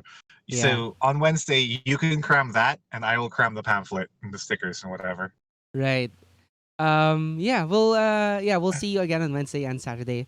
Saturday we have like another bunch of game designers coming aboard to talk about video game design, video game like tabletop game design and publishing here in the Philippines, and about their games and what you can Who expect to see from them at session 0. who are the sure attendees? So we have is Paul Right. Gabat coming in? Is BJ Resio coming in? The ones who have answered are Paul, Jay, and Marek, but I did invite BJ as well. Let me check if he has confirmed.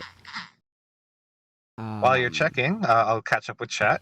So Dagoy saying, thanks, it's too early to end. I'm gonna miss you guys. Don't go, Dice Daddies. Well, we have to, because if we don't go right now, we're not going to be preparing for session 0. And, it's a catch-22. yeah. Dice Chuck says, keep the dice rolling, always. Eric, thanks for the stream and good time, guys. If Matt Mercer ever does come, I'll credit it to you guys. Yes, sure. We will gladly take that credit for literally just, Doing nothing. pulling everyone's leg on stream. Dice Chuck saying, hope you can fix a Twitch Oh, email yeah. notifications. We literally cannot. There's literally nothing we can do. But we'll hope it fixes itself. And, maybe if you can, unfollow and refollow? Is that what worked before? So things that have worked before: unfollow, refollow. Go to your personal Twitch settings to go up and look up your notification settings for individual channels that you follow, and make sure that Dicecast is one of them. Another thing you can do is ditch Twitch entirely and watch us on YouTube or Facebook or Mixer.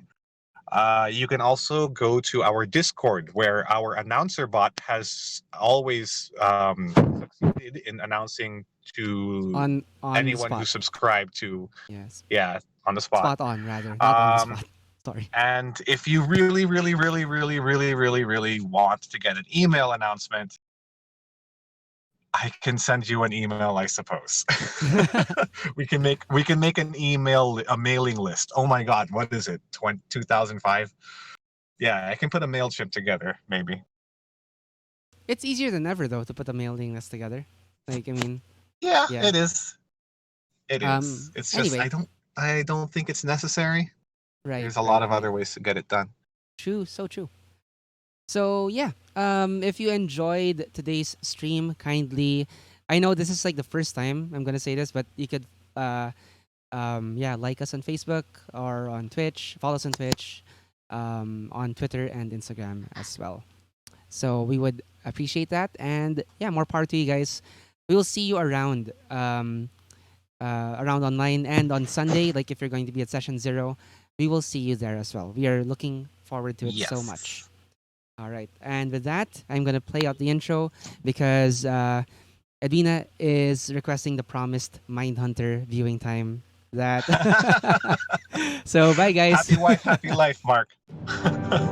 All right. So yeah, bye everyone. Enjoy the game, love the game, but love each other more. Bye bye.